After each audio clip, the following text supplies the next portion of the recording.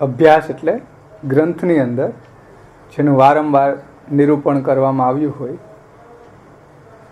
એ અભ્યાસ છે. ઉપક્રમ ઉપસંહારો અભ્યાસ. તો જુઓ,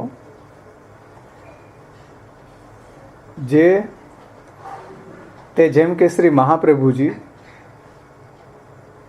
અતઃ બ્રહ્મવાદના અનુસાર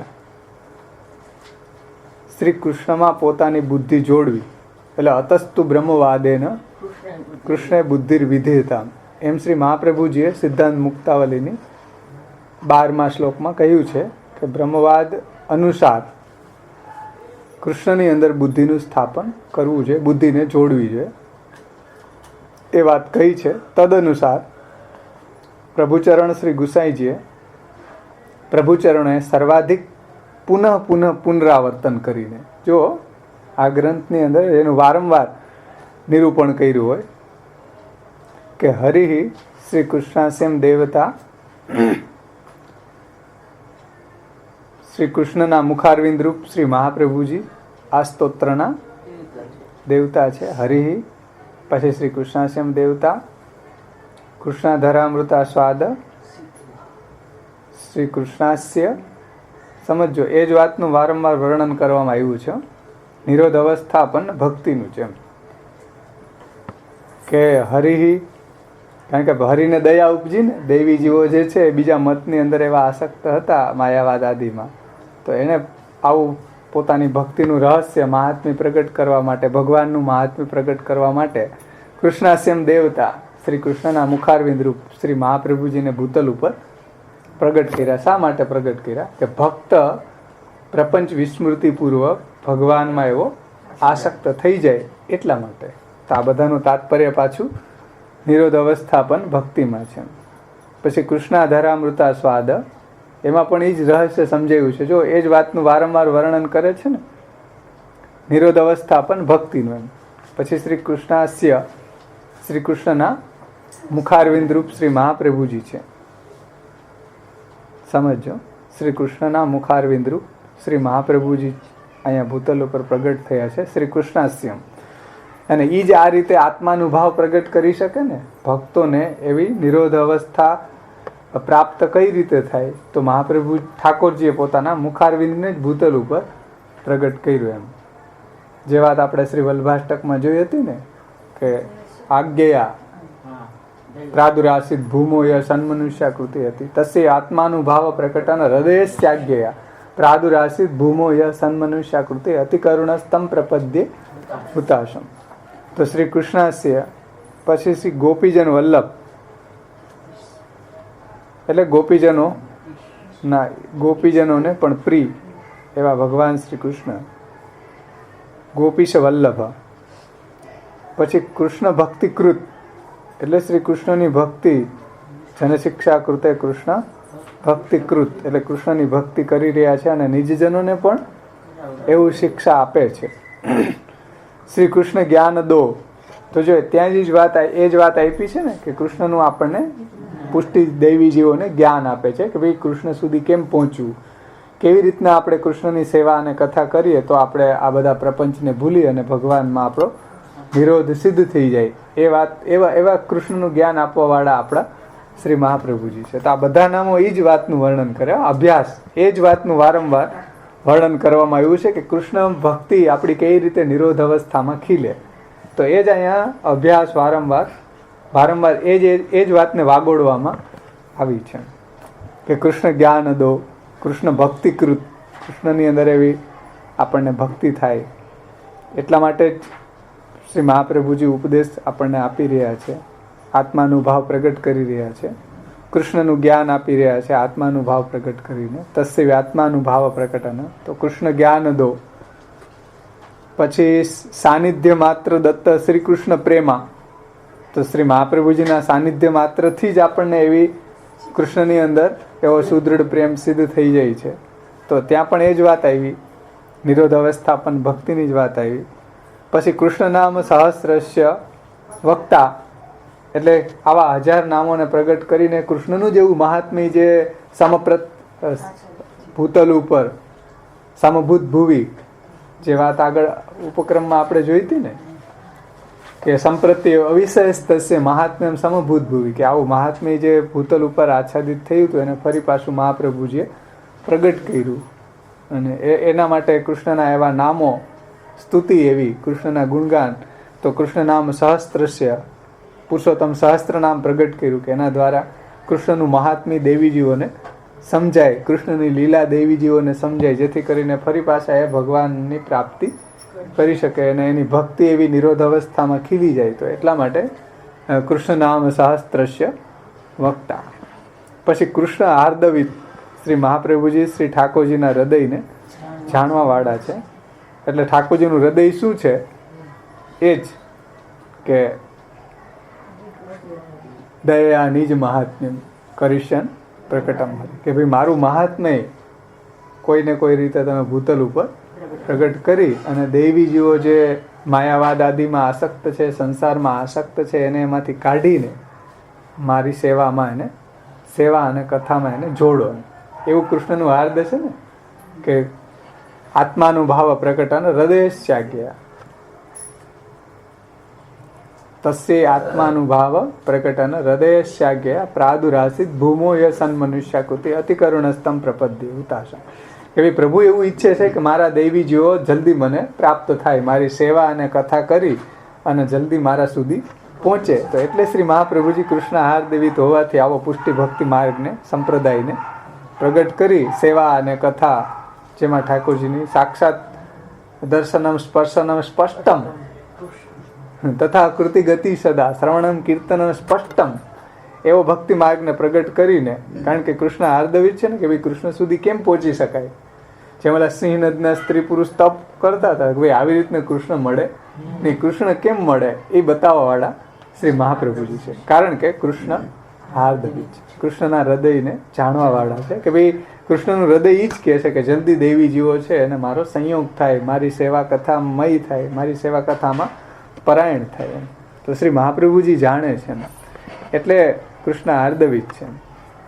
કૃષ્ણ હાર્દવિત, તે લીલામાંથી જે દેવીઓ છૂટા પડ્યા ને ફરી પાછા કૃષ્ણ ભગવાનની લીલામાં એને, ભગવાનની નિત્ય લીલા જે છે, ભગવાનની સેવા કથાની અંદર એને પ્રવણ કરવા, તત્પર કરવા, ભગવત સેવા કથા પરાયણ કરવા, એવું શ્રી કૃષ્ણનું હાર્દ છે.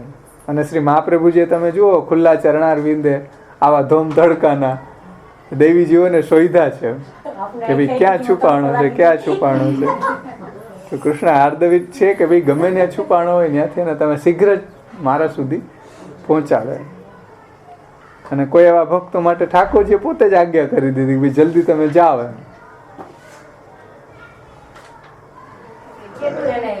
શ્રી મહાપ્રભુજીને કેટલી ચિંતા હતી દેવીજી. તો પછી ખુલ્લા ચરણારવિંદે પરિક્રમા કરી, આ બધા ગ્રંથો એટલા પ્રગટ કર્યા આપણા માટે જ કર્યા ને. આપણે નો વાંચીએ તો પછી આપણે ગદ્દાર કહેવાય મહાપ્રભુજીના. તો મહાપ્રભુજીની વાણીને ખાલી આપણે જોઈએ ને તોય મહાપ્રભુજી આપણી ઉપર પ્રસન્ન થઈ જાય કે ભાઈ કમસે કમ મારો ગ્રંથ જોયો તો ખરી, કાલે આચરણમાં મૂકશે, આજે જોયો છે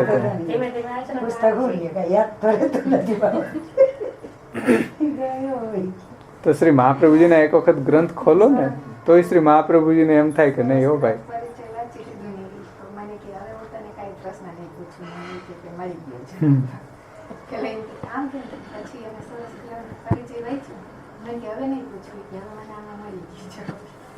એટલે વ્રજપ્રિય પછી આવે છે વ્રજપ્રિય. કઈ વાતનું વારંવાર નિરૂપણ કરવામાં આવ્યું છે તો એ જ વાતને નિરૂપણ કરે છે, નિરોધ અવસ્થાપન ભક્તિની જ વાત કરે છે. વ્રજપ્રિય એટલે શ્રી મહાપ્રભુજીને વ્રજ છે, પ્રિય છે, કારણ કે પ્રભુની લીલા, કે નિત્ય નૂતન લીલા, પ્રભુનું લીલા બિરાજમાન છે. તો ત્યાં એ પ્રભુની લીલામાં નિરુદ્ધ છે. તો અહીંયા પણ કૃષ્ણ ભક્તિની જ વાત વારંવાર આવી છે વ્રજપ્રિયમાં. જેમ ઠાકોરજીને વ્રજપ્રિય હતું એમ શ્રી મહાપ્રભુજીને પણ વ્રજપ્રિય છે. કારણ કે ત્યાં પ્રભુની જે ભક્તો સાથેની લીલા સ્થલીઓ છે અને ત્યાં પ્રભુએ એવી એવી લીલાઓ કરી છે. તો એના દ્વારા પાછી એ જ વાત કરે છે કે ભક્તિની જ વાત વારંવાર ત્યાં કરી છે. કે એ ત્યાં એ લીલાની અંદર શ્રી મહાપ્રભુજીનો નિરુદ્ધ છે. પ્રિય વ્રજ સ્થિતિ, શ્રી મહાપ્રભુજી હંમેશા વ્રજમાં સ્થિતિ કરવાવાળા છે, કારણ કે ત્યાં પ્રભુની એવી દિવ્ય અલૌકિક લીલાઓ બિરાજમાન છે. અને ગોવર્ધન સ્થિતિ ઉત્સાહ, ગોવર્ધનમાં જ એવી ઠાકોરજીની જે નિકુંજ આદિ લીલાઓ છે એમાં શ્રી મહાપ્રભુજી પ્રતિક્ષણ નિકુંજસ્થ લીલા રસ સુપૂરિત છે. તો ત્યાં પછી કૃષ્ણ ભક્તિની જ વાત આવે છે કે જો મહાપ્રભુજી પણ કેવા કૃષ્ણની લીલામાં નિમગ્ન છે, તો એના ભક્તોએ પણ એવું થવું જોઈએ ને. તો આપણે એવું એના ઉપરથી આદર્શ આપણને પણ એવો મળે કે મહાપ્રભુજી જેમ ગોવર્ધન સ્થિતિ ઉત્સાહ છે, ભગવાનની લીલામાં જ એવા પરાયણ છે. કૃષ્ણ રસાર્થી ભી, એટલે ગોવર્ધન સ્થિતિ ઉત્સાહ તલ્લીલા પ્રેમ પૂરિત. હા, ત્યાં જે ડેકટેક છે ને, હજી આગળ એમ કહે કે તલ્લીલા પ્રેમ પૂરિત, જે ઠાકોરજીની લીલામાં જ પ્રેમવાળા છે, એનાથી પૂરી જ છે. તો એના દ્વારા એ જ વાત વારંવાર વર્ણન કરવામાં આવી છે કે ભગવાનમાં એવી નિરોધ અવસ્થા પણ ભક્તિ સિદ્ધ થાય. અને છેલ્લે કૃષ્ણ રસાર્થી ભી, કૃષ્ણ રસની ઈચ્છાવાળા. સર્વોત્તમ સ્તોત્રનો પાઠ કોણ કરવો? કે જેને કૃષ્ણ રસની ઈચ્છા હોય. કૃષ્ણ રસાર્થી ભી અત સર્વોત્તમ સ્તોત્રમ જપ્યમ કૃષ્ણ રસાર્થી ભી, કૃષ્ણ રસની જેને અર્થ ના હોય, ઈચ્છા હોય, તો ત્યાં પણ એ જ વાત આવી છે કે એવી કૃષ્ણ રસની પ્રાપ્તિ માટે એવી ભક્તિ. તો આ રીતે અભ્યાસ, તો વારંવાર એ જ નિરૂપણ કરી રહ્યા છે અભ્યાસ દ્વારા પણ, કે ભગવાનની અંદર એવી નિરોધ અવસ્થા પણ ભક્તિ સિદ્ધ થાય. આ પદોના પ્રયોગમાં શ્રી કૃષ્ણ કે એમના પર્યાય કે સંબંધી પદોના અભ્યાસ દ્વારા, એટલે શ્રી કૃષ્ણ હોય કે એના પર્યાય, એટલે વ્રજ ગોવર્ધન સ્થિતિ ઉત્સાહ કે કૃષ્ણ હાસ્ય કે ગોપીજન ગોપીશ વલ્લભ, એ જે બધા નામો છે ને, એ શું છે કે શ્રી કૃષ્ણ અથવા તો એના પર્યાય કે એના સંબંધી પદોના અભ્યાસ દ્વારા એ જ વાતનું વર્ણન કર્યું છે. એટલે ઉપક્રમ અને ઉપસંહારમાં જે મેં વાત કરી છે એ જ વાત નિરોધ અવસ્થા પણ ભક્તિની અહીંયા અભ્યાસ દ્વારા પણ એ જ વાત સમજાવી છે. આ રીતે બ્રહ્મવાદ અને ભક્તિનો પણ પુનરાવર્તન રૂપ અભ્યાસ, એટલે આ રીતે બ્રહ્મવાદ અને ભક્તિનો પણ પુનરાવર્તન રૂપ અભ્યાસ, કારણ કે બ્રહ્મવાદ આપણો દર્શન છે, આપણું ફંડામેન્ટલ છે, આપણી ફિલોસોફી છે, એની ઉપર ભક્તિની ઇમારત ઊભી છે.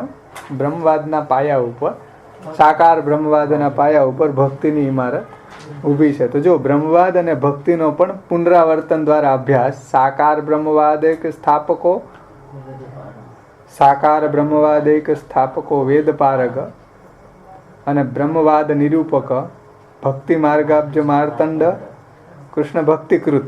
તો જો એના દ્વારા એ જ વાત આવી ને, બ્રહ્મવાદ અને ભક્તિ. તો સાકાર બ્રહ્મવાદ એક સ્થાપકો અને બ્રહ્મવાદ નિરૂપકમાં બ્રહ્મવાદ, અને ભક્તિ માર્ગાબ્જ માર્તંડમાં અને ભક્તિકૃત. હા, ભક્તિકૃત, કૃષ્ણ ભક્તિકૃત. તો એમાં પણ જુઓ બ્રહ્મવાદ અને ભક્તિનો પણ પુનરાવર્તન અભ્યાસ થયો છે ને, ત્યાં પણ વારંવાર એ જ વાતનો અભ્યાસ ત્યાં થયો છે. અને ભક્તિ આચારોપદેષ્ટા, ભક્તિના આચારનો આપશ્રી ઉપદેશ આપવાવાળા છે. સમજો, ત્યાં પણ પાછી એ જ ભક્તિની જ વાત આવી, નિરોધ અવસ્થા પણ ભક્તિ. કે એ ભક્તિ કઈ રીતે, એનો આચાર શું, એમ ભક્તિનો કઈ રીતે ભક્તિ કરવી, ભક્તિના આચારનો ઉપદેશ આ બતાવી રહ્યા છે. તનુ વિત્તજા વગેરે, જે તત્સિદ્ધે તનુ વિત્તજા ગૃહે સ્થિત્વા સ્વધર્મતા અવ્યાવ્રતો ભજત કૃષ્ણ વગેરે. તો ભક્તિના આચારનો ઉપદેશ આપણને આપવાવાળા શ્રી મહાપ્રભુજી છે. ભક્તિનો આચાર એ જો 16 ગ્રંથો, કઈ રીતે આપણે શ્રી કૃષ્ણની સેવા કથામાં પરાયણ રહેવું, એ ભક્તિનો આચાર છે. આચાર એટલે હા, અને ભક્તિ માર્ગૈક ભક્ત્યાચારોપદેષ્ટા છે ભક્તિકૃત.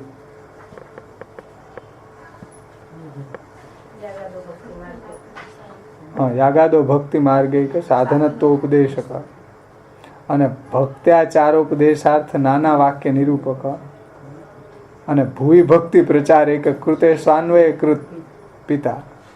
પછી ભક્તિ માર્ગે સર્વમાર્ગ વૈલક્ષણ્યાનુભૂતિકૃત અને ભક્તેચ્છા પૂરક. આ બધાનો અભ્યાસ જ છે ને, કે વારંવાર જો ભક્તિની જ વાત આવી કે ભક્તિ માર્ગાબ્જ માર્તંડ કૃષ્ણ ભક્તિકૃત ભક્ત્યાચારોપદેષ્ટા ભક્તિ માર્ગૈક પછી ભક્ત્યાચાર ઉપદેશાર્થ નાના વાક્ય નિરૂપકો ભૂવિ ભક્તિ પ્રચાર એક કૃતે સાન્વય કૃત અનન્ય ભક્તેશુ જ્ઞાપિતાશય ભક્તિ માર્ગે સર્વમાર્ગ વૈલક્ષણ્ય અનુભૂતિકૃત ભક્તિચ્છા પૂરક હતો. આ જ વાતમાં બધી જગ્યાએ ભક્તિ ભક્તિ ભક્તિ જ આવી છે, જે નિરોધ અવસ્થા પણ ભક્તિનું જ વારંવાર અભ્યાસના રૂપમાં અહીંયા વર્ણન કર્યું છે. એટલે વારંવાર જેનું નિરૂપણ ભક્તિનું જ નિરૂપણ થયું છે. જુઓ તો આ રીતે અહીંયા અભ્યાસ આપણે જોયો. હવે આવે છે ત્રીજું અંગ આવે છે અપૂર્વતા. ઉપક્રમો ઉપસંહારો અભ્યાસો અપૂર્વતા. અપૂર્વતા એટલે શું?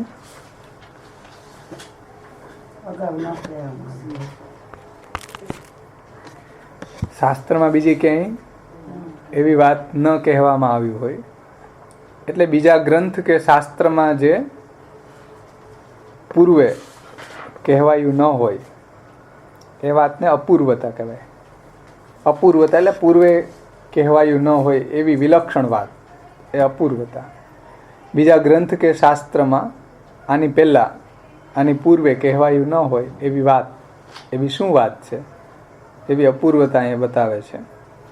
તો અપૂર્વતા રૂપી અંગની જિજ્ઞાસા થાય ત્યારે જોઈ શકીએ છીએ કે તે અપૂર્વતા આ ગ્રંથની આ જ છે કે માર્ગ પ્રવર્તક આચાર્યજીના નામો દ્વારા, એટલે કે નામ પાઠ કરનારાઓની અંદર, સમજો બહુ સુંદર વાત આપ શ્રી સમજાવે છે કે માર્ગ પ્રવર્તક આચાર્યજીના નામો દ્વારા નામ પાઠ કરનારાઓની અંદર સ્વમાર્ગી આચાર્ય દ્વારા ઉપદિષ્ટ સિદ્ધાંતમાં માર્ગના અનુગામીઓને સન્નિષ્ઠ બનાવવા, એમાં નિષ્ઠ બનાવવા, મહાપ્રભુજીના સિદ્ધાંતમાં, માર્ગના સિદ્ધાંતમાં એને એવા તત્પર બનાવી દેવા, એમના આચાર્યના સન્નિષ્ઠ બનાવવા માટે એમના આચાર્યશ્રીના, આચાર્યજીના બોધ, એના ભાવ તથા અનુસરણને સંદેહ રહિત અને સુદૃઢ કરવા. એ અપૂર્વતા કે ભાઈ આ સર્વોત્તમ સ્તોત્રનો જો કોઈ પાઠ કરશે તો એ પાઠ માત્રથી જ એને મહાપ્રભુજીના ઉપદિષ્ટ સિદ્ધાંત માર્ગમાં એને નિષ્ઠા આવી જશે. એનું જીવન એવું દિવ્ય બની જશે. મહાપ્રભુજીના વાણી એના જીવનમાં બધી જ જગ્યાએ ઝલકી રહી હશે. અને મહાપ્રભુજીના બોધ એટલે જે જ્ઞાન આપ્યું છે એ મહાપ્રભુજીનો જે ભાવ અને મહાપ્રભુજીનું અનુસરણને સંદેહ રહિત સુદૃઢ કરવા. એમ આ ત્રણ વાત બતાવી છે કે એમના બોધ, ભાવ અને અનુસરણ, એટલે કાયિક, વાચિક અને માનસિક ત્રણેય વાત આવી ગયો. કે જો અનુસરણ કાયિક, બોધ થવો એ માનસિક છે, અને ભાવ છે એ હૃદયની વાત છે. ભાવ આપણને હૃદયમાં થાય ને, બોધ જ્ઞાન આપણને મનમાં થાય, એમ બુદ્ધિમાં, અને અનુસરણ ઇન્દ્રિયોમાં થાય. તો તમે સમજો કે આ વિલક્ષણતા છે, અપૂર્વતા છે કે ભાઈ નામ પાઠ દ્વારા, કારણ કે આના માટે તો ઘણું બધું કરવું પડે. અહીંયા તો વિલક્ષણતા એ છે. બીજી જગ્યાએ કેટલા બધા ભરમાર છે સાધનોની. આવું આચરણમાં મૂકવા માટે તો ઘણી બધી ભરમાર કરવી, સાધનો કરવા પડે.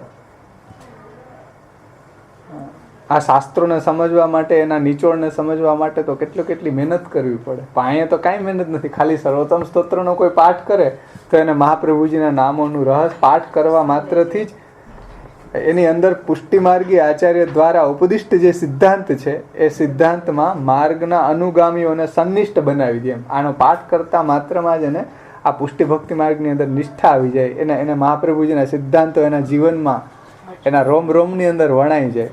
એટલે કીધું ને, ભાવ, બોધ અને અનુસરણ ત્રણેયમાં આવી જાય.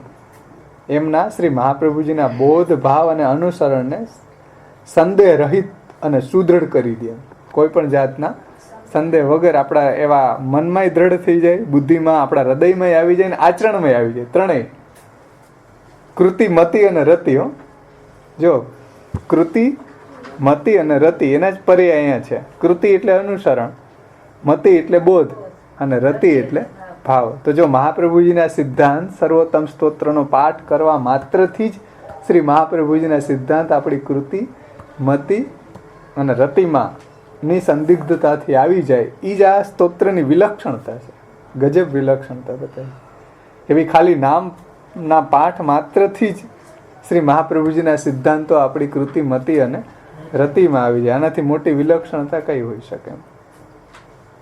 બીજા બધા શાસ્ત્રો વગેરે માટે તો એ ઘણા બધા સાધનો કરવા પડે. અહીંયા કોઈ સાધન નહીં, ખાલી સર્વોત્તમ સ્તોત્રનો તદેક મના થઈને પાઠ કરે શ્રી મહાપ્રભુજીમાં નિષ્ઠા રાખીને, તો બધું જ રહસ્ય અને શ્રી મહાપ્રભુજીનું સમજાઈ જાય. જે મહાપ્રભુજીને ઠાકોરજી અહીંયા આત્માનું ભાવ પ્રગટ કરવાની આજ્ઞા કરી, એ બધું જ રહસ્ય. ભાગવત ગુઢાર્થ પ્રકાશન પરાયણ, એ બધું જ રહસ્ય અને કૃતિ મતિ રતિમાં સેવા અને ભજનનું, સ્વરૂપાનંદ અને ભજનાનંદનું, ભાગવતનું, બધા શાસ્ત્રોનો નિચોડ, એના સિદ્ધાંતો એ સમજી લે તો બધું શાસ્ત્ર એ સમજી જાય. તો એ રીતે આ સ્તોત્રની અપૂર્વતા છે, એમ કે ભાઈ આવી અપૂર્વતા બીજી કંઈ જોવા મળશે નહીં. કે આ સ્તોત્રનો પાઠ માત્રથી જ આચાર્યજીના બધા જ જે ગ્રંથો છે, જે સિદ્ધાંતો છે, એ ભક્તને, મહાપ્રભુજીમાં નિષ્ઠાવાન ભક્તોને કૃતિ મતિ અને રતિમાં આવી જાય. તો આનાથી મોટી અપૂર્વતા કઈ હોઈ શકે? તો આ અપૂર્વતા છે સ્તોત્રની. બીજા સ્તોત્ર કરતાં આ સ્તોત્રની આ રીતે અપૂર્વતા બતાવી છે. આ ત્રીજું અંગ છે. તો પાછી એના દ્વારા વાત તો એ જ આવશે ને, મહાપ્રભુજીના સિદ્ધાંતો આપણી કૃતિમતીમાં અને રતિમાં આવી જાય પછી આપણે શું કરશું? શ્રી ઠાકોરજી અને સેવા અને કથામાં, સ્મરણ અને ભજનમાં આપણે તત્પર થઈ જશું. સ્મરણમ ભજનમ ચાપી ન ત્યાજ્યમિતિ મેમતી. તો પાછી એ જ વાત આવી ગઈ ભક્તિની, નિરોધ અવસ્થા પણ ભક્તિ આપણી સિદ્ધ થઈ જશે. એમ આ રીતે જો મહાપ્રભુજીના સિદ્ધાંતો આપણા કૃતિમતી અને રતિમાં આવી ગયા તો પાછી અભ્યાસમાં પણ એ જ વાત, અપૂર્વતામાં પણ એ જ રહસ્ય આપણને સમજાવ્યું છે, જે નિરોધ લક્ષણની અંદર સમજાવ્યું છે. પછી ચોથું, ઉપક્રમો ઉપસંહારો, અભ્યાસો, અપૂર્વતા અને ફલમ. હવે ફલમ, આ સ્તોત્રનું ફલ શું છે? સર્વોત્તમ સ્તોત્રનું તો ફલશ્રુતિના, હવે ફલની વ્યાખ્યા શું આપણે ષડંગોમાં, કે કોઈ પણ ગ્રંથ કે શાસ્ત્રથી કઈ રીતે ફલ પ્રાપ્ત થાય છે. એટલે કે ગ્રંથના અભ્યાસથી એના નિરૂપણ, એમાં નિરૂપિત જે વિષય છે એ વિષય અંગેનું જ્ઞાન પ્રાપ્ત થવું, અને વિષય સંબંધી જ્ઞાન કે સમજ પ્રાપ્ત થઈ એટલે આપણે આચરણમાં મૂકીએ, એ ફલ છે.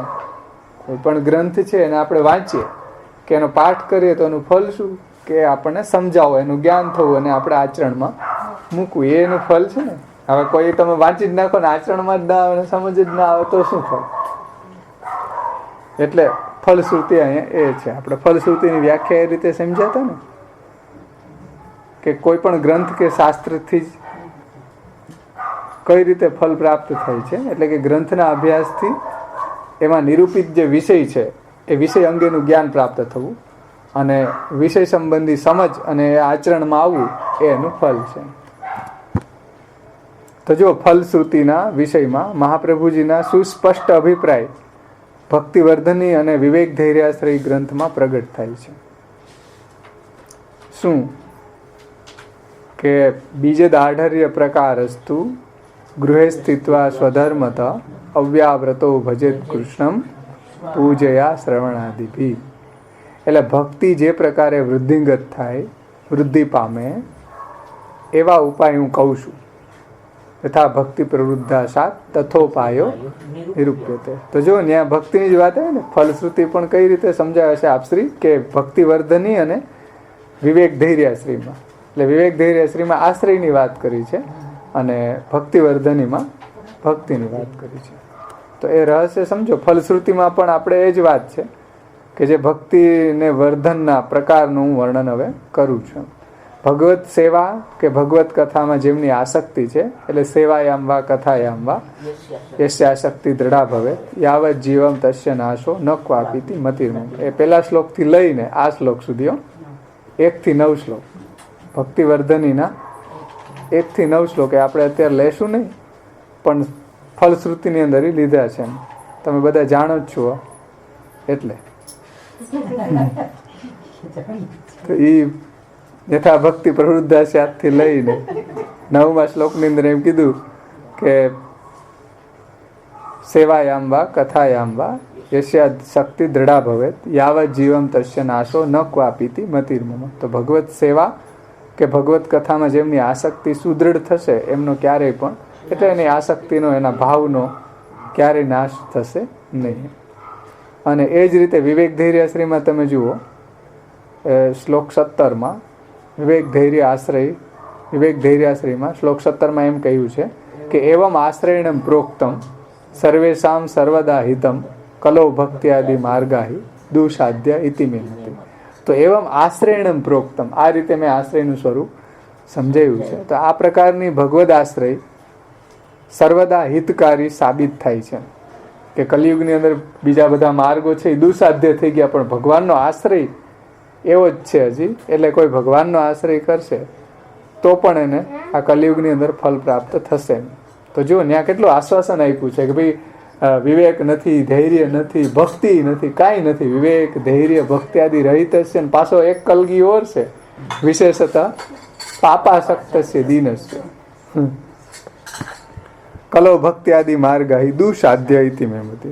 તો કે કાંઈ વાંધો નહીં, હજી એક આશ્રય એવી વસ્તુ છે કે એના દ્વારા પણ ફલ પ્રાપ્તિ થઈ શકે છે. તો આ પ્રકારથી ભગવદ આશ્રય સર્વદા હિતકારી છે. એટલે એવમ આશ્રયણ પ્રોક્તમ સર્વેશામ સર્વદા હિતકારી, સર્વેશામ સર્વથા હિતકારકમ. એવમ આશ્રયણ પ્રોક્તમ સર્વેશામ સર્વદા હિતકારકમ, સર્વેશામ સર્વદા હિતમ. એટલે સર્વનું હિત છે એમાં. આશ્રય છે બધાને માટે હિતકારી. ભક્તિ ભલે દુસાધ્ય કદાચ હજી થઈ ગઈ હોય તો પણ આશ્રય કરવાથી ફલ પ્રાપ્તિ શીઘ્ર થાય છે. તો આ પ્રકારથી ભગવદ આશ્રય સર્વદા હિતકારી સાબિત થાય છે. કેમ કે કલિયુગમાં કલો ભક્તિ આદિ માર્ગાહી દુસાધ્ય ઇતિ મે મતિ. તો કલિયુગની અંદર ભક્તિ આદિ જ્ઞાન કર્મ માર્ગ, જ્ઞાન માર્ગ વગેરે બીજા ઉપાસના માર્ગ, પૂજા માર્ગ, જે બીજા માર્ગો છે, ભક્તિ માર્ગ, આ બધા દુસાધ્ય થઈ ગયા. એકમાત્ર આશ્રય એવી વસ્તુ છે કે હજી પણ ફલ પ્રાપ્તિ સિદ્ધ થઈ શકે છે. તો એ મુજબ પ્રભુચરણ પણ, એટલે જેમ ફલશ્રુતિની આ ષોડશ ગ્રંથમાં આ રીતે સમજાવી ને ભક્તિની વાત, ભક્તિવર્ધની અને આશ્રયની વાત વિવેક ધૈર્ય શ્રીમાં, એ મુજબ પ્રભુચરણ ગુસાઈજીએ શ્રી કૃષ્ણમાં ગૂઢ ભોગ્ય ભાવ, કે એ બહુ સુંદર વાત એણે સમજાવી છે ફલશ્રુતિમાં, કે એ મુજબ જ શ્રી ગુસાઈજીએ પણ શ્રી કૃષ્ણમાં ગૂઢ ભોગ્ય ભાવ, શ્રી કૃષ્ણાધરામૃતા સ્વાદન રૂપા ભક્તિની સિદ્ધિ માટે આચાર્ય નામોને આશ્રય બનાવીને એને જ ફલરૂપે સમજાવી રહ્યા છે. કે જો મહાપ્રભુજીના નામોનો કોઈ આશ્રય કરશે તો એને શું ફલ મળશે? કૃષ્ણાધરામૃતા સ્વાદ સિદ્ધિ રત્ર ન સંશય, કે કૃષ્ણ પોતાનો ગુઢ ભોગ્ય ભાવને પણ એની સામે પ્રગટ કરી દેશે. તો આ ફલ છે ને પુષ્ટિ ભક્તિ માર્ગની અંદર ફલ શું? કે ભગવાન પોતાનો જે ગુઢ ભોગ્ય ભાવ છે ભક્તોની સામે પ્રગટ કરી દેવો, એ પુષ્ટિ ભક્તિ માર્ગનું ચરમ સીમા આવી ગયા, પરાકાષ્ઠા જેને આપણે કહીએ. તો પુષ્ટિ ભક્તિ સંપ્રદાયની અંદર, પુષ્ટિ ભક્તિ મહાપ્રભુજીના પુષ્ટિ માર્ગની અંદર ભગવાન પોતાનો ભોગ્ય ભાવ પ્રગટ કરી દે અને ભક્ત જે પોતાનો ભોક્તૃભાવ પ્રગટ કરી દે, તો એવા ભક્તની સામે ભગવાન પોતાનો ભોગ્ય ભાવ પ્રગટ કરી દે છે. તો એ પુષ્ટિ ભક્તિ માર્ગની પરાકાષ્ઠા છે અને એ ફલ છે. ફલશ્રુતિમાં એ જ વાત બતાવી કે કૃષ્ણાધરામૃતા સ્વાદ સિદ્ધિરત્ર ન સંશય.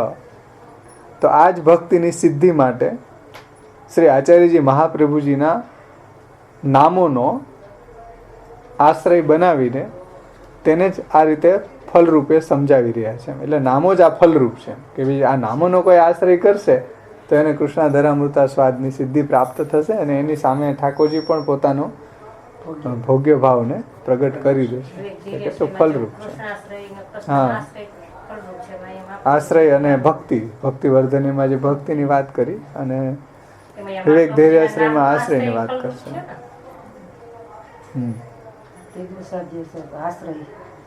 એટલે ત્યાં જેમ મહાપ્રભુજી ભક્તિની શરણાગતિની વાત કરી છે એમ અહીંયા સર્વોત્તમ સ્તોત્રમાં નામ દ્વારા એ ફલ સિદ્ધિ થશે. વાં જેમ આશ્રય અને ભક્તિ દ્વારા ફલ સિદ્ધિ છે એમ અહીંયા નામ દ્વારા, વાં આશ્રય અને ભક્તિ દ્વારા છે.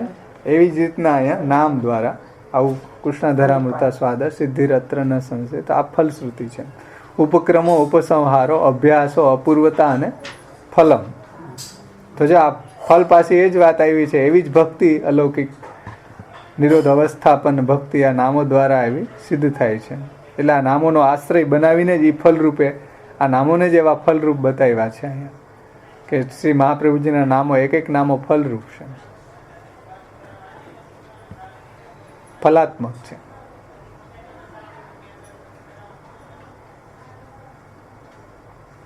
ત્યાર પછી હવે 5મું અંગ આવે છે અર્થવાદ. અર્થવાદ એટલે શું? નિંદા સ્તુતિ.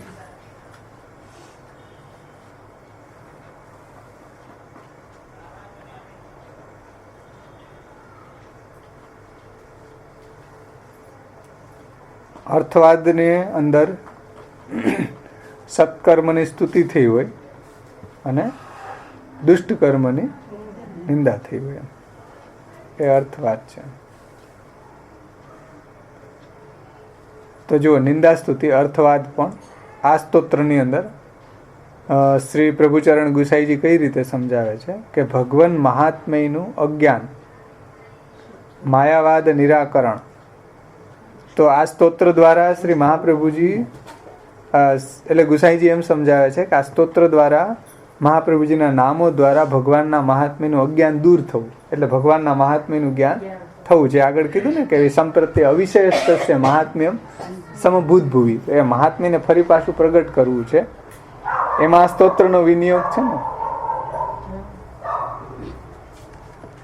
અને માયાવાદ નિરાકરણ જે ભક્તિની અંદર બાધારૂપ થઈ રહી. હે, ભગવાનનું મહાત્મ્ય આપણને ન હોય તો આ સ્તોત્રના પાઠથી ને ભગવાનનું મહાત્મ્ય જ્ઞાન સિદ્ધ થાય, તો પછી ભગવાનમાં ભક્તિ થાય ને. તે આગળ કીધું ને કે ભાઈ આચ્છાદિત થઈ ગયું છે પંડિતો એ કલિકાલને તમચ્છન, એની દ્રષ્ટિ એવી થઈ ગઈ કે ભગવાનનું મહાત્મ્ય ઢંકાઈ ગયું. તો એને ફરી પાછું પ્રગટ કરવા માટે વાણી દ્વારા ઠાકોરજીએ વાણ્ય યદા તદા સ્વાસ્યમ પ્રાદુર્ભૂતમ છે કે વાણી દ્વારા પોતાનું મહાત્મ્ય પ્રગટ કરવા માટે મહાપ્રભુજીને ભૂતલ ઉપર પ્રગટ કર્યા. પણ વાણી દુર્બોધ છે, જો સુબોધ થાય તો મહાત્મ્ય સમજાય. તો એ સર્વોત્તમ સ્તોત્રના પાઠથી શું થશે? મહાપ્રભુજીની વાણી સમજાશે. વાણી સમજાશે તો ભગવાનના મહાત્મ્યનું અજ્ઞાન દૂર થશે, એટલે ભગવાનના મહાત્મ્યનું જ્ઞાન આપણને થશે. તો આપણને આત્માનું ભાવ ને તો ભગવાનની સેવા કરશું ને આપણે. નહીંતર કેવી રીતના? ભગવાનનું જો મહાત્મ્ય ન સમજીએ તો પછી સેવામાં પ્રવૃત્તિ જ ન થાય. તો ભગવાન મહાત્મ્યનું અજ્ઞાન દૂર થવું, પછી માયાવાદ નિરાકરણ. કારણ કે માયાવાદનો આપણે સમજી ગયા વલ્ભાષ્ટકમાં કે એ લોકો પુષ્ટિજીવોને પણ એવા સંશયો પેદા કરી દે, એને એવો દ્રઢ નિષ્ઠા ન થવા દે. તો માયાવાદ એવો ખતરનાક હતો કે બધા એમાં એવા પ્રવૃત્ત થઈ ગયા એમ. તો એને દૂર કરવો હતો. એ પણ આ સ્તોત્રનો આમાં 5મું અંગ બતાવી રહ્યા છે અર્થવાદ.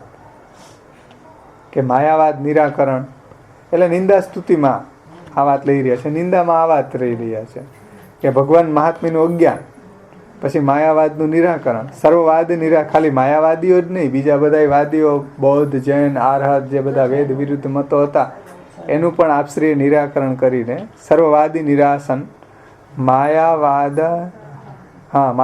ક્ષતુલાગ્નિ, એટલે માયાવાદ રૂપી તુલ માટે આપશ્રી અગ્નિ સમાન છે. કારણ કે આગળ જે વાત આપણે જોઈ હતી ને કે ભાઈ માયાવાદ એવો છે કે સાકારમ બ્રહ્મ શુદ્ધ ઓલા એની પહેલા કે માયાવાદીઓનું જે સ્પેશિયલ સૂત્ર હતું ને,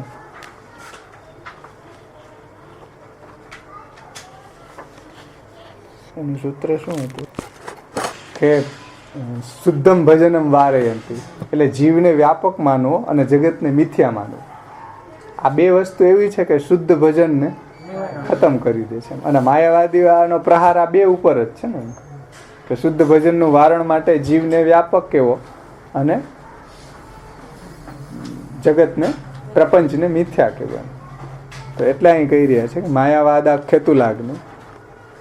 આ પદોના દ્વારા શ્રી કૃષ્ણ પ્રત્યે, જો શ્રી કૃષ્ણ પ્રત્યે અભક્તિ અથવા તો ભક્તિ વિરોધી ભાવો અને ભક્તિ વિરોધી સિદ્ધાંતોની પ્રગટ કરવામાં આવેલી નિંદા, એટલે જે ભક્તિ વિરોધી ભાવો છે, ભક્તિ વિરોધી સિદ્ધાંતો છે, એની નિંદા એ સર્વોત્તમ સ્તોત્રમાં કરી છે. કઈ રીતે? તો કે માયાવાદ નિરાકર્તા, સર્વવાદી નિરાશકૃત, માયાવાદ આખ્યતુલાગ્નિ એ જ કરી ને, અને ઉપાસનાદી માર્ગાથી મુગ્ધ મોહ નિવારક. તો આ શું કર્યું છે? કૃષ્ણ પ્રત્યે અભક્તિ અથવા તો ભક્તિ વિરોધી ભાવો અને સિદ્ધાંતોની પ્રગટ કરવામાં આવેલી નિંદા. એટલે આ નિંદા સ્તુતિ અર્થવાદ સમજાવી રહ્યા છે કે કઈ વાતની નિંદા કરી છે અને કઈ વાતની સ્તુતિ કરી છે. કલિકાલ તમચ્છન્ન દ્રષ્ટિત્વાદ વિદુષામપી એ પણ લઈ શકીએ કે વિદ્વાનોની દ્રષ્ટિ કલિકાલથી છવાઈ ગઈ છે. ઉપાસનાદી માર્ગાથી મુગ્ધ મોહ નિવારક, એ બધી વાત અહીંયા નિંદામાં લઈ શકીએ આપણે. તો એ આપણને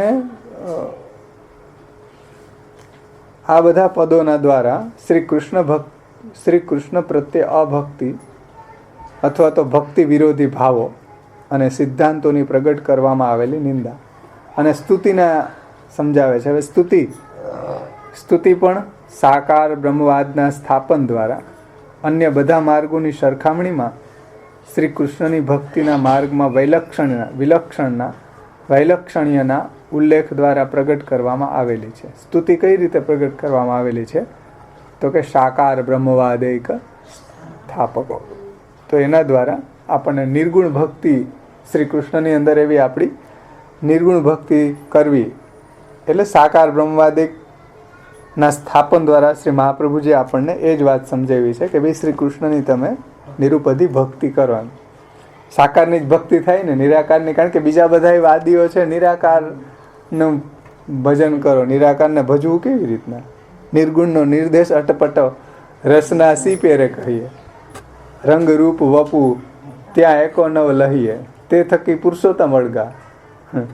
તો બીજા બધાઓ જે જ્ઞાન આદિ માર્ગવાળાઓ જે છે એનો પ્રકાર અલગ છે, પણ અહીંયા જે સ્તુતિ કરી રહ્યા છે સાકાર બ્રહ્મવાદ એક સ્થાપકો, તો એ સાકાર બ્રહ્મવાદના સ્થાપન દ્વારા અન્ય બધા માર્ગની સરખામણીમાં શ્રી કૃષ્ણની ભક્તિના માર્ગમાં આ વિલક્ષણતા, સાકાર બ્રહ્મવાદ એક સ્થાપકો, તો એની સ્તુતિ અહીં એ રીતે કરી છે નિંદા સ્તુતિમાં, અર્થવાદમાં, કે સાકાર બ્રહ્મવાદના સ્થાપન દ્વારા અન્ય બધા માર્ગોની સરખામણીમાં શ્રી કૃષ્ણની ભક્તિના માર્ગમાં વૈલક્ષણ્યના ઉલ્લેખ દ્વારા, એટલે ભક્તિ માર્ગે સર્વ માર્ગ વૈલક્ષણ્યાનુભૂતિકૃત, તો એની સ્તુતિ કરીને કે બીજા બધા માર્ગો કરતાં ભક્તિ માર્ગ છે એ વિલક્ષણ છે. એમ કે પ્રમાણ, પ્રમેય, સાધન, ફલ બધું કૃષ્ણ જ બન્યા છે ભક્તિ માર્ગની અંદર.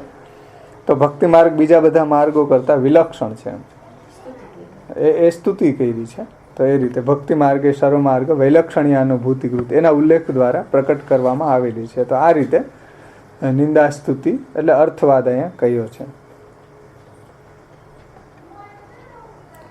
ભક્તિ માર્ગાબ્જ માર્તંડ આપણે લઈ શકીએ સ્તુતિમાં.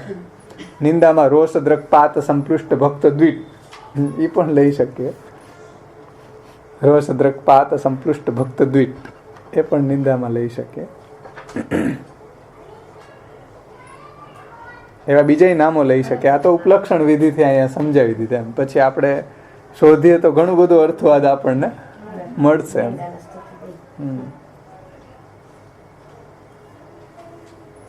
ઉપાસનાદી માર્ગાથી મુગ્ધ મોહ નિવારક એ પણ નિંદામાં મળે આપણને.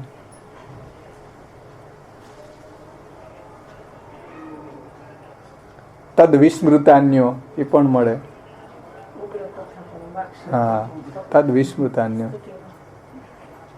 તો એવા નામના જોડકા ઘણા છે જો કે આપણે એને અર્થવાદના રૂપમાં આપણે શોધજો, ઘણા બધા મળશે એમ અર્થવાદના રૂપમાં.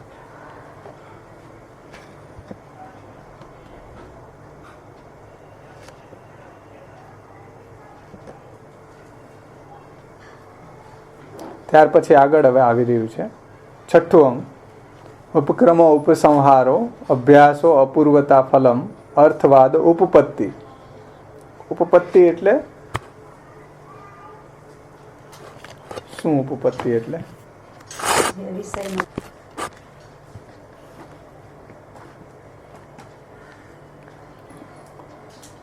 જે વાતને પ્રમાણથી સિદ્ધ કરી હોય કઈ વાતને પ્રમાણથી સિદ્ધ કરી રહ્યા છે, એટલે એનું જસ્ટિફિકેશન. જે વિષય પ્રતિપાદન કરવા માટે ગ્રંથમાં જે નિરૂપણ, યુક્તિ, ઉપાય કે તર્ક, એના ઉપપત્તિ કહેવામાં આવે છે. ઉપપત્તિનો આમ અર્થ થાય ઉપાય, તર્ક કે યુક્તિ, યુક્તિથી. એટલે નિરૂપિત કર્યો પછી એના સમર્થન માટે, એના જસ્ટિફિકેશન માટે, વિશેષ રીતે એને સમજાવવામાં આવે, એના માટે કોઈ તર્ક, ઉપાય કે યુક્તિ, એને ઉપપત્તિ કહેવામાં આવે છે. તો એ શું છે એ હવે આપશ્રી સમજાવે છે. કોઈ વિષયને આપણે સમજાવી દીધો, પ્રમાણથી સિદ્ધ કરી દીધો, પછી એના સમર્થન માટે કોઈ વિશેષ રીતે એને સમજાવવા માટે કોઈ તર્ક કે ઉપાય આપવામાં આવે એને, અથવા કોઈ યુક્તિ આપવામાં આવે, એને ઉપપત્તિ કહેવાય. તો તાત્પર્ય નિર્ધારક અંતમાં છઠ્ઠું અંગ આપશ્રી સમજાવે છે.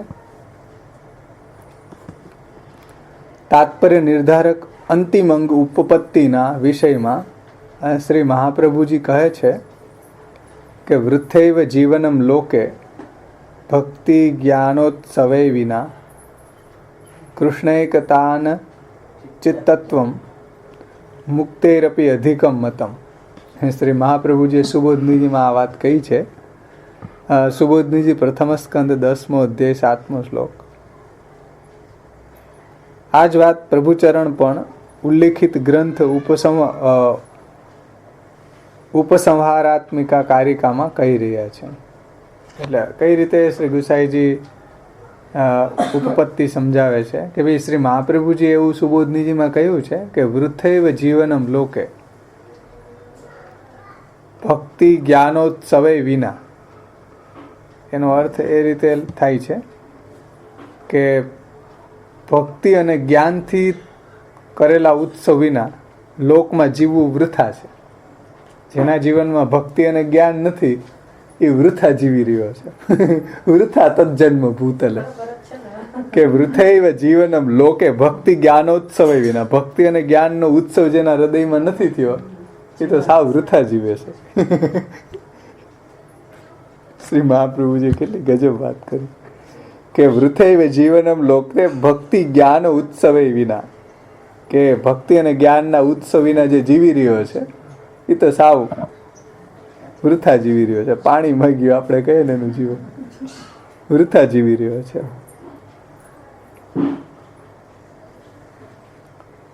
અને કૃષ્ણૈકતાન ચિત્તત્વમ મુક્તિરપી અધિકમ મતમ. અને એકમાત્ર કૃષ્ણમાં જ પરોવાયેલું ચિત્તવાળો હોવું એ મુક્તિથી પણ અધિક છે. કૃષ્ણૈકતાન ચિત્તત્વમ, જે સતદૈકમનઃ કીધું ને, તો જો કૃષ્ણૈકતાન ચિત્તત્વમ, કૃષ્ણમાં જ એકતાન, જેનું ચિત્ત એકતાન થઈ ગયું છે, એ તો મુક્તિરેપી અધિકમ મતમ, એ તો મુક્તિથી પણ અધિક માયનું છે. એ મુક્તિ તો એની સામે પાણી ભરે.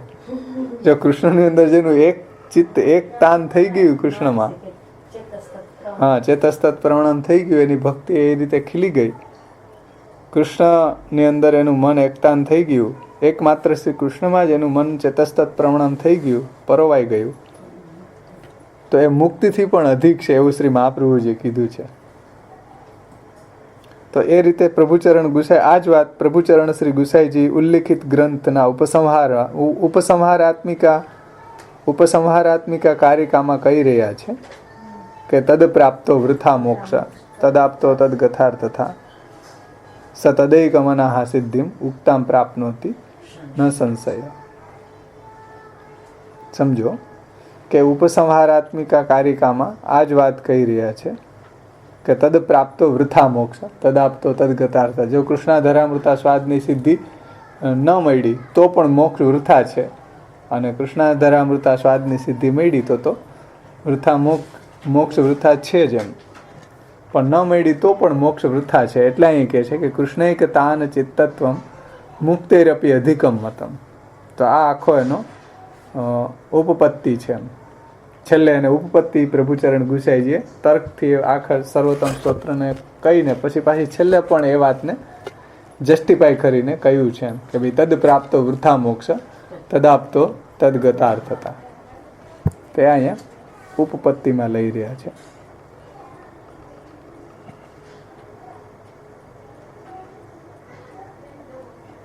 અને આ જ વાત પ્રભુચરણ પણ ઉલ્લિખિત ગ્રંથ ઉપસંહારાત્મિકા કારિકાઓમાં કહી રહ્યા છે. એ જ વાત કૃષ્ણાધરામૃતા સ્વાદ નહીં સ તદૈકમના સિદ્ધિ ઉક્તામ પ્રાપ્નોતિ ન સંશય તદ પ્રાપ્તો વૃથા મોક્ષ તદાપ્તો તદગતાર્થતા અત સર્વોત્તમ સ્તોત્રમ જપ્યમ કૃષ્ણ રસાર્થિપી. આ બધી ઉપપત્તિ છે જે શ્રી મહાપ્રભુજી અહીંયા સમજાવ્યું છે ને સુબોધનીજીમાં. તો એ વાતને પ્રમાણ દ્વારા એને સિદ્ધ જે વાતને કરી છે એને ફરી પાછું એને તર્કથી કે ઉપાયથી કે યુક્તિથી એને સમજાવવું એ ઉપપત્તિ છે. તો એ ફરી પાછું છેલ્લે ગુસાઈજીએ સમાપનમાં ઉપસંહારાત્મિકા કારિકામાં એ વાતને જસ્ટિફાઈ કરીને સમજાવી છે. જે આગળ સર્વોત્તમ સ્તોત્રમાં કહી છે એને ફરી પાછું એનું સમર્થન કરવા માટે ઉપપત્તિ આપી છે. આમ આ આપણે અહીંયા 6 અંગો જોયા. ઉપક્રમો, ઉપસંહારો, અભ્યાસો, અપૂર્વતા ફલમ, અર્થવાદો, ઉપપત્તિશ્ચ, લિંગમ, તાત્પર્ય, નિર્ણય. તો આમ શ્રી મહાપ્રભુજીના નામોના ઉપદેશ દ્વારા સર્વોત્તમ ગ્રંથ મહાપ્રભુજીના વિવિધ ગ્રંથોના વાસ્તવિક સ્વારસ્યને સમજાવવામાં અત્યંત ઉપકારી બની જાય છે. જો આ ગ્રંથ કેવો છે કે શ્રી મહાપ્રભુજીના નામોના ઉપદેશ દ્વારા, આજે મહાપ્રભુજીના નામોનો ઉપદેશ અહીંયા સર્વોત્તમ સ્તોત્રમાં કર્યો છે, એના દ્વારા શ્રી મહાપ્રભુજીના વિવિધ ગ્રંથોના વાસ્તવિક સ્વારસ્ય, એનું રહસ્ય, એને સમજાવવામાં અત્યંત ઉપકારી બની જાય છે.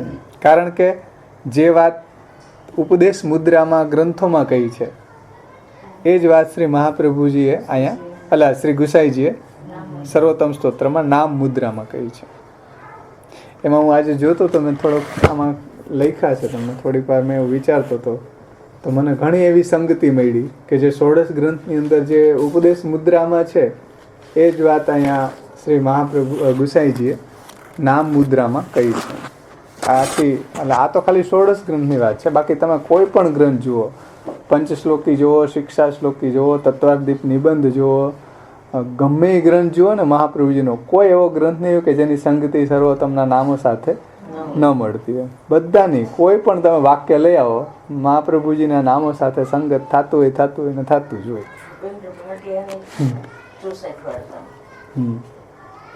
તો એ જે વાત જે ઉપદેશ મુદ્રામાં ગ્રંથોમાં કહી છે 16 ગ્રંથોની અંદર, એ જ વાત સર્વોત્તમ સ્તોત્રની અંદર નામ મુદ્રાની અંદર કહેવામાં આવી છે. એમાં નિરોધ લક્ષણની અંદર આપણે જોઈએ, કારણ કે નિરોધ લક્ષણમાં નાતા પરતરો મંત્ર, નાતા પરતરસ્તવ કહ્યું છે, તો એની તો આબેહૂબ સંગતિ આ સર્વોત્તમ સ્તોત્રની અંદર મળી રહી છે. તો તમે જુઓ નિરોધ લક્ષણની અંદર સંસારાવેશ દુષ્ટાનામ ઇન્દ્રિયાણામ હિતાયવે કૃષ્ણસ્ય સર્વ વસ્તુની ભૂમ્ન ઈશસ્ય યોજ્ય, એ વાત જે કરી છે એને પ્રભુચરણ ગુસાઈજી અહીંયા સર્વોત્તમ સ્તોત્રમાં કહી રહ્યા છે કે જન શિક્ષા કૃતે કૃષ્ણ ભક્તિ કૃન ભક્ત્યાચારોપદેષ્ટા ચ કૃષ્ણ આર્દવિત. નિરોધ લક્ષણમાં શ્રી મહાપ્રભુજીએ ગુણગાને સુખાવાપ્તિ ગોવિંદસ્ય પ્રજાયતે ગુણેશ્વાવિષ્ટ ચિત્તાનામ સર્વદા મુરવૈર્ણ સંસાર વિરહ ક્લેશો ન સ્યાતામ હરિવત સુખમ, એ જે વાતો કરી છે ને એ જ વાતને નિરોધ લક્ષણમાં સર્વોત્તમ સ્તોત્રની અંદર તત્કથા ક્ષિપ્ત ચિત્તસ્તદ, કારણ કે ગુણગાને સુખાવાપ્તિ ગોવિંદસ્ય પ્રજાયતે, તો તત્કથા ક્ષિપ્ત ચિત્તસ્તદ યશ પિયુષ લહરી પ્લાવિતાન્ય રસ અપર અને તલ લીલા પ્રેમ પૂરિત. જે વાત નિરોધ લક્ષણમાં એ રીતે સમજાવી છે, ગુણેર હરિસુખ સ્પર્શાત્ન દુઃખમ ભાંતિ કરહી ચિત તસ્માત સર્વમ પરિત્યજ્ય નિરુદ્ધે સર્વદા ગુણા. તો એ બધી વાતો જુઓ સર્વોત્તમ સ્તોત્રની અંદર નામ મુદ્રામાં છે, જે ઉપદેશ મુદ્રામાં શ્રી મહાપ્રભુજીએ કરી છે. હરિર્મૂર્તિ સદા ધ્યેયા સંકલ્પાદપી તત્ર હિ દર્શનમ સ્પર્શનમ સ્પષ્ટમ તથા કૃતિ ગતિ સદા શ્રવણમ કીર્તનમ સ્પષ્ટમ પુત્રે કૃષ્ણ પ્રિય રતિ, એ બધી વાતોને સર્વોત્તમ સ્તોત્રની અંદર ભક્તિ માર્ગાબ્જ માર્તંડ કૃષ્ણ જ્ઞાન દો ગુરુ ભક્ત્યાચારોપદેશાર્થ નાના વાક્ય નિરૂપક જનશિક્ષા કૃતે કૃષ્ણ ભક્તિ કૃન અંગીકૃતે ગોપીશ વલ્લભીકૃત માનવ, આ બધામાં એ જ વાત સમજાવી છે કે જે ઉપદેશ મુદ્રામાં છે એ જ વાત પ્રભુચરણ શ્રી ગુસાઈજી નામ મુદ્રામાં કહી રહ્યા છે. બીજી જગ્યાએ ષોડશ ગ્રંથની અંદર આપણે જોઈએ તો બહુ રોમાંચક આ વાત આપણને એમાં જોવા મળશે કે જેમ ભક્તિવર્ધનીમાં વ્યાવૃત્તોપી હરોચિત્તમ શ્રવણાદો ન્યસેત સદા એમ જે કહી રહ્યા છે, તો એ જ વાતને શ્રી ગુસાઈજી તત્કથાક્ષિપ્ત ચિતસ્તદ એ વાત કહી રહ્યા છે. ભક્તિવર્ધનીમાં એમ કીધું કે ગૃહે સ્થિત્વા સ્વધર્મત અવ્યાવ્રતો ભજેત કૃષ્ણમ, બીજ ભાવને દ્રઢ કરવો હોય તો ઘરમાં રહીને આ રીતે ભક્તિ કરવી. ભક્તિ પ્રવૃદ્ધિના ઉપાય હું કહી રહ્યો છું. યથા ભક્તિ પ્રવૃદ્ધાસ્યા તથોપાયો નિરૂપ્યતે, તો એ જ વાત એ ઉપદેશ મુદ્રામાં છે. સર્વોત્તમ સ્તોત્રમાં ભક્તિ માર્ગાબ્જ માર્તંડ એ નામ મુદ્રામાં એ જ વાત કહી છે. સિદ્ધાંત મુક્તાવલીમાં તમે જુઓ કૃષ્ણ સેવા સદા કાર્ય માનસીસા પરામતા, એ જ વાત સર્વોત્તમ સ્તોત્રમાં જનશિક્ષા કૃતે કૃષ્ણ ભક્તિ કૃન. ષોડશ ગ્રંથની અંદર ભગવાન એવ હિ ફલમ સ યથા આવિર્ભવેત ભુવિ, તો ભગવાન એવ હિ ફલમ અદય દાન દક્ષશ્ચ, સર્વોત્તમ સ્તોત્રમાં એ જ વાત નામ મુદ્રાથી કહી છે.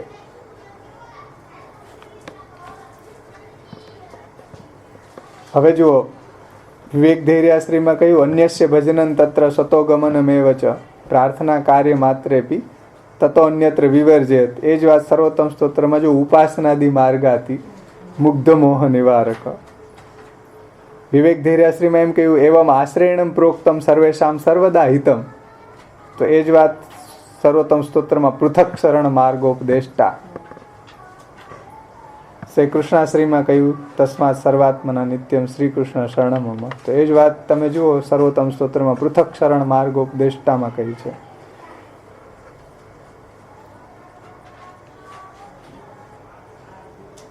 ચતુશ્લોકીની અંદર આપણે જોઈએ તો ચારેય પુરુષાર્થો શ્રી મહાપ્રભુજીએ ભક્તિ માર્ગી ચારેય પુરુષાર્થો બતાવ્યા. એ જ વાત સર્વોત્તમ સ્તોત્રમાં ચતુર્વર્ગ વિશારદ,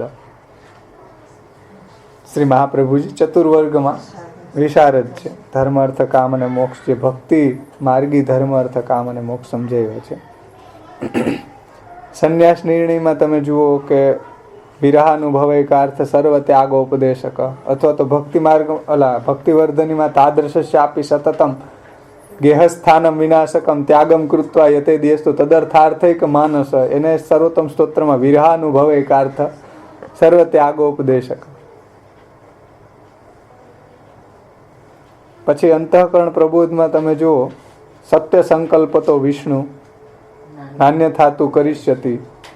પછી અંતઃકરણ પ્રબોધમાં લૌકિક પ્રભુવત કૃષ્ણો ન દ્રષ્ટવ્યમ કદાચનમ સર્વમ સમર્પિતમ ભક્ત્યા કૃતાર્થોશી સુખી ભવ, કૃષ્ણાત પરમ નાસ્તિ દૈવમ વસ્તુતો દોષ વર્જિતા. આ જે બધી વાત દ્વારા શ્રી મહાપ્રભુજીએ કૃષ્ણનું હૃદય કેવું છે એ સમજાવ્યું કે ભાઈ કૃષ્ણનું તમે સ્વરૂપ સમજો એનું. તો એ જ વાત સર્વોત્તમ સ્તોત્રમાં કૃષ્ણ હાર્દવિત અથવા કૃષ્ણ જ્ઞાન દો, આવા કૃષ્ણ આવા છે કે સત્ય સંકલ્પ તો વિષ્ણુ નાન્યથાતું કરી શકી, અને ન લૌકિક પ્રભુવત કૃષ્ણ ન દ્રષ્ટવ્યમ કદાચનમ સર્વમ સમર્પિતમ ભક્ત્યા કૃતાર્થોસી સુખી ભવતો. હોય કૃષ્ણનું જ્ઞાન આપવાવાળા આપણા મહાપ્રભુજી છે કે ભાઈ શ્રી કૃષ્ણનો તમે સ્વભાવ જુઓ, એનું સ્વરૂપ જુઓ. તો એવા કૃષ્ણ જ્ઞાન દો ગુરુ છે આચાર્યજી આપણા.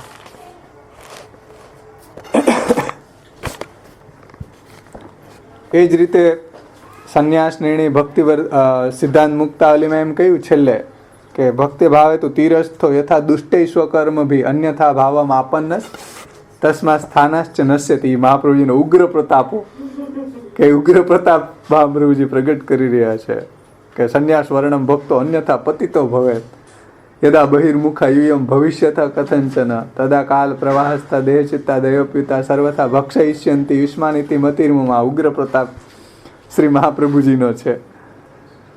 ત્યાર પછી ભક્તિવર્ધનીમાં અતસ્થેયમ હરિસ્થાને તદીસહ તત્પરે તો તાદૃશ વેષ્ટિતાય નમઃ તત્કથાક્ષિપ્ત ચિત્ત.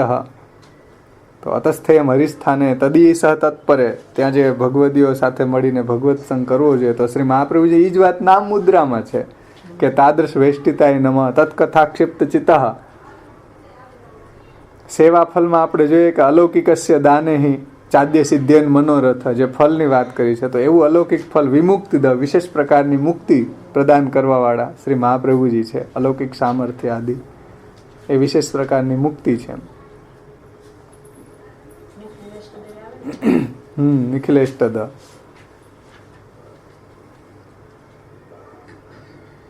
પછી નિરોધ લક્ષણમાં યસ્યવા ભગવત કાર્યમ યદા સ્પષ્ટમ ન દ્રશ્યતે તદા વિનિગ્રહસ્તસ્ય, તો એ તદ વિસ્મૃતાન્ય, જે ભગવત સંબંધી નથી એમાં એ વાત મહાપ્રભુજી ભૂલી ગયા છે, ભૂલી જાય છે. તદ વિસ્મૃતાન્ય, ભગવાન સિવાય બીજું કંઈ એને યાદ નથી રહેતું એમ.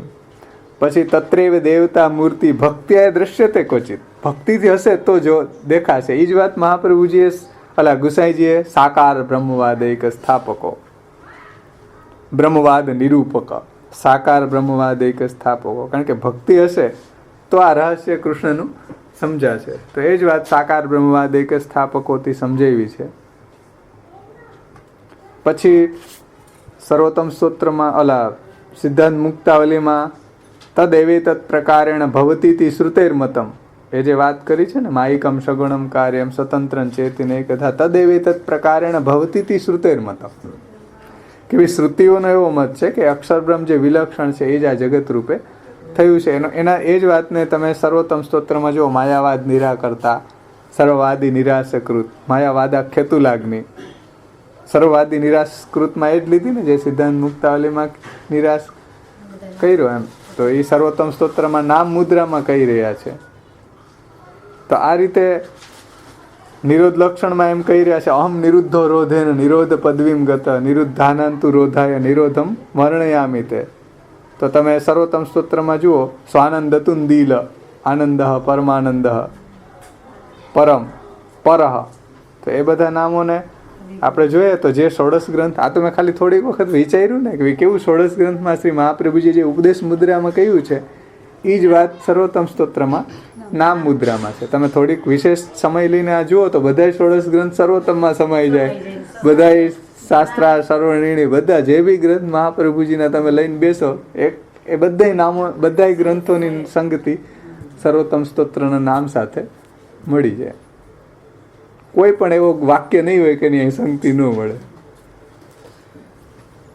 તો આવું રહસ્ય આપણને પ્રભુચરણ ગુસાઈજીએ સમજાવ્યું છે કે ભાઈ શ્રી મહાપ્રભુજીના ગ્રંથોમાં જે ઉપદેશ મુદ્રામાં છે એ જ વાત શ્રી મહાપ્રભુજી શ્રી ગુસાઈજી આપણને નામ મુદ્રાની અંદર સમજાવી છે.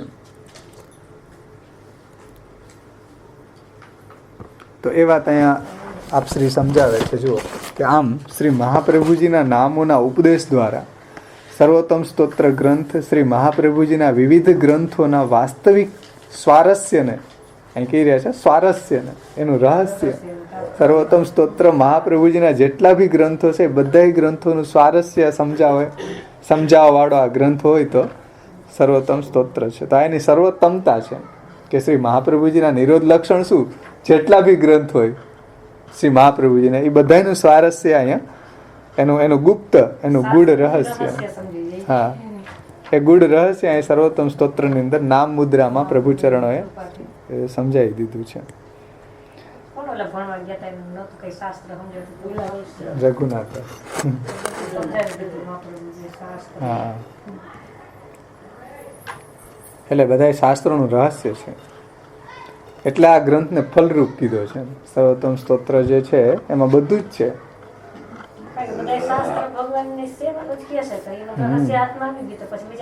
તો આખું સર્વોત્તમ સ્તોત્ર એ જ વાત કરે છે, નિરોધ અવસ્થા પણ ભક્તિ કેમ સિદ્ધ થાય ભક્તને, એ જ આખું આનું સર્વોત્તમ સ્તોત્રનું રહસ્ય છે. તો એટલે અહીંયા પૂજ્ય બાવાશ્રી એમ કહે છે કે આમ શ્રી મહાપ્રભુજીના નામોના ઉપદેશ દ્વારા સર્વોત્તમ ગ્રંથ, સર્વોત્તમ સ્તોત્ર ગ્રંથ શ્રી મહાપ્રભુજીના વિવિધ ગ્રંથોના વાસ્તવિક સ્વારસ્યને, એટલે જે ઉપદેશ મુદ્રામાં જે ત્યાં કહેવાયું છે એ જ અહીંયા નામ મુદ્રામાં કહેવાયું છે. એટલે એના વાસ્તવિક સ્વારસ્યને સમજાવવામાં અત્યંત ઉપકારી બની જાય છે. આ ફલિત થયું એમ, આ આખું બધાનું ફલિત શું થયું આ તાત્પર્ય નિર્ધારણ દ્વારા કે ભાઈ મહાપ્રભુજીના જેટલા બી ગ્રંથો છે એનું સ્વારસ્ય આ સર્વોત્તમ સ્તોત્રમાં છુપાયેલું છે. એ રહસ્ય અહીંયા ફલિત થયું.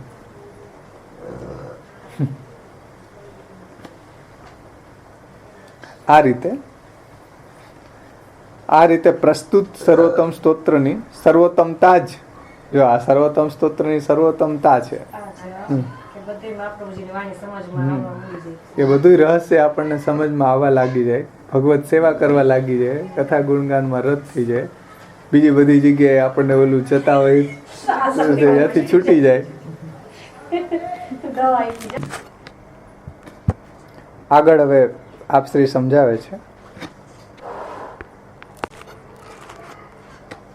કે આ રીતે પ્રસ્તુત સર્વોત્તમ સ્તોત્રની સર્વોત્તમતા જ આપના પ્રાદુર્ભાવના સમયથી આજ સુધી, શ્રી મહાપ્રભુજીના પ્રાગટ્યથી આજ સુધી આ બધા પુષ્ટિ માર્ગના અનુગામીઓ માટે અનેક પ્રકારના આધિદૈવિક પ્રયોજનના પૂર્ણાર્થો અતિશય આદર, શ્રદ્ધા, વિશ્વાસ અને નિષ્ઠાથી પણ આગળ જઈને સ્વમાર્ગની સાક્ષાત દિવ્ય અનુભૂતિની સાક્ષી આપી રહી છે.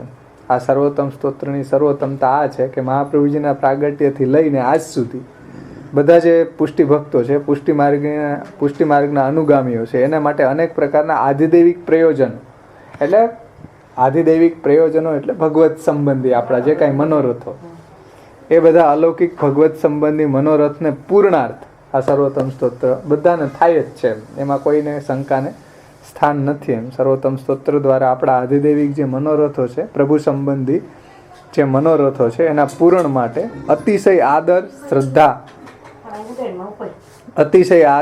શ્રદ્ધા, વિશ્વાસ અને નિષ્ઠાથી પણ આગળ જઈને સ્વમાર્ગની સાક્ષાત દિવ્ય અનુભૂતિ, એવી અલૌકિક દિવ્ય અનુભૂતિ આ સર્વોત્તમ સ્તોત્ર દ્વારા પણ ભગવદીઓને થઈ છે. તો એવી દિવ્ય અનુભૂતિની સાક્ષી આપી રહી છે આ સર્વોત્તમ સ્તોત્ર.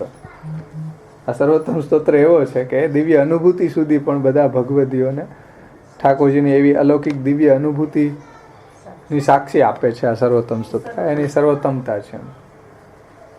એટલે અનેક પ્રકારના મનોરથની પણ સિદ્ધિ થઈ છે, અને એમાં આદર, શ્રદ્ધા, વિશ્વાસ અને નિષ્ઠાથી પણ આગળ જઈને સાક્ષાત સ્વમાર્ગની સાક્ષાત દિવ્ય અનુભૂતિઓનો ભગવાનનો સાનુભાવ એમ. તો ત્યાંથી આગળ જઈને દિવ્ય અનુભૂતિ પ્રભુની, લીલાની, સ્વરૂપની, ત્યાં સુધી એવી સ્વમાર્ગની સાક્ષાત દિવ્ય અનુભૂતિની સાક્ષી આપી રહી છે આ માર્ગ, આ સર્વોત્તમ સ્તોત્ર. તો એટલા માટે જ આ સર્વોત્તમ સ્તોત્ર ઉપર જેટલું વૈવિધ્યપૂર્ણ સાહિત્ય ઉપલબ્ધ થયું છે એવું બીજા કોઈ, એટલું અન્ય કોઈ સ્તોત્ર ઉપર નથી થયું. એટલે સર્વોત્તમ સ્તોત્ર ઉપર જેટલું વિવિધતા, જેટલી ટીકાઓ અને જેટલું વિવિધ્ય સાહિત્ય લખાણું છે એવું બીજી કોઈ સ્તોત્ર ઉપર નથી લખાણું. આ સ્તોત્ર ઉપર સંસ્કૃત ભાષામાં લખાયેલી પ્રકાશ્યમાન 7 વ્યાખ્યાઓ છે. હવે એ સમજાવે છે આપશ્રી કે ભાઈ આ સ્તોત્ર ઉપર ઉપલબ્ધ જે વ્યાખ્યાન છે, જે સંસ્કૃતમાં, હિન્દીમાં, પછી ધોળમાં, કીર્તનમાં, બીજા કીર્તનો એટલા સુંદર સુંદર છે સર્વોત્તમ સ્તોત્રના. પછી ગુજરાતી ધોળ છે, ભલે પ્રેગટા શ્રી વલ્લભદેવ. એમાં તમે જો પેરેલર આમ એક નામોનો કઈ રીતે એમાં અર્થ કર્યો છે બ્રજભૂષણજીએ. તો એ રીતે સર્વોત્તમ સ્તોત્ર ઉપર જે કંઈ સાહિત્ય મળી રહ્યું છે એટલું સાહિત્ય બીજા કોઈ સ્તોત્રો ઉપર નથી મળતું. એમ તમે પુરુષોત્તમ સહસ્ત્ર નામ લ્યો તો એક જ ટીકા રઘુનાથજીની છે. ત્રિવિધ નામાવલીમાં જુઓ તો એક જ ટીકા ગોકુલોત્સવજી. મધુરષ્ટક વગેરે ગ્રંથોમાં છે એમાં એક બે ટીકાઓ. એટલું સાહિત્ય સર્વોત્તમ સ્તોત્ર જેટલું સાહિત્ય બીજા સ્તોત્રો જે સ્તુતિ ગ્રંથો છે એમાં ક્યાંય જોવા મળે નહીં. તો એ વાત એની વિલક્ષણતા બતાવે છે આપશ્રી અહીંયા કે એમાં 7 ટીકાઓ છે, સંસ્કૃત વ્યાખ્યાકારો છે. એ ઉપરાંત વ્રજભાષામાં પણ વ્યાખ્યા ઉપલબ્ધ થાય છે. વ્રજભાષામાં પણ આ સર્વોત્તમ સ્તોત્ર ઉપર ટીકા શ્રી ગોકુલનાથજીએ લખ્યું છે. હા, પુષ્ટિ વિધાનમમાં જ લીધી છે.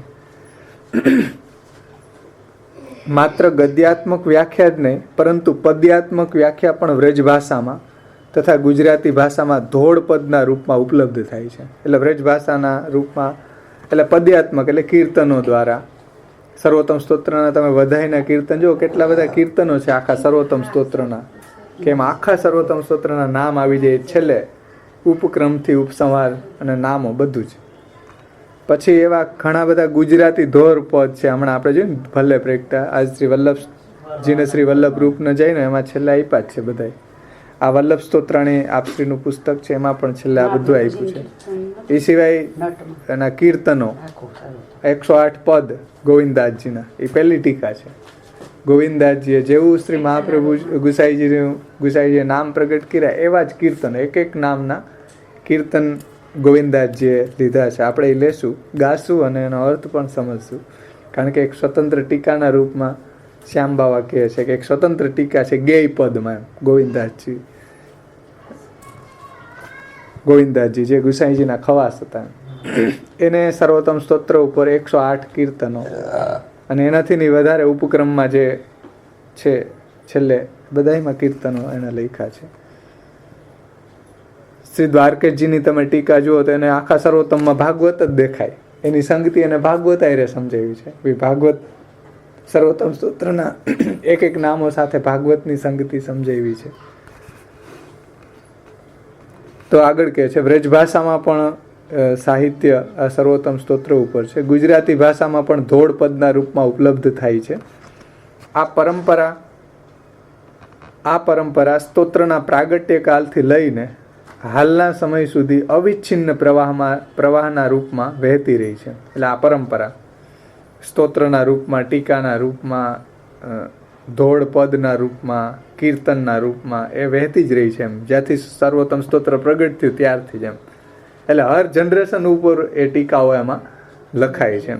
એની ઉપર કીર્તનો, એની ઉપર અષ્ટસખાઓના કીર્તનો, એના પછીના પણ આચાર્યો દ્વારા એની ઉપરના ગુજરાતી ધોળ પદ દયારામભાઈ વગેરેના પણ.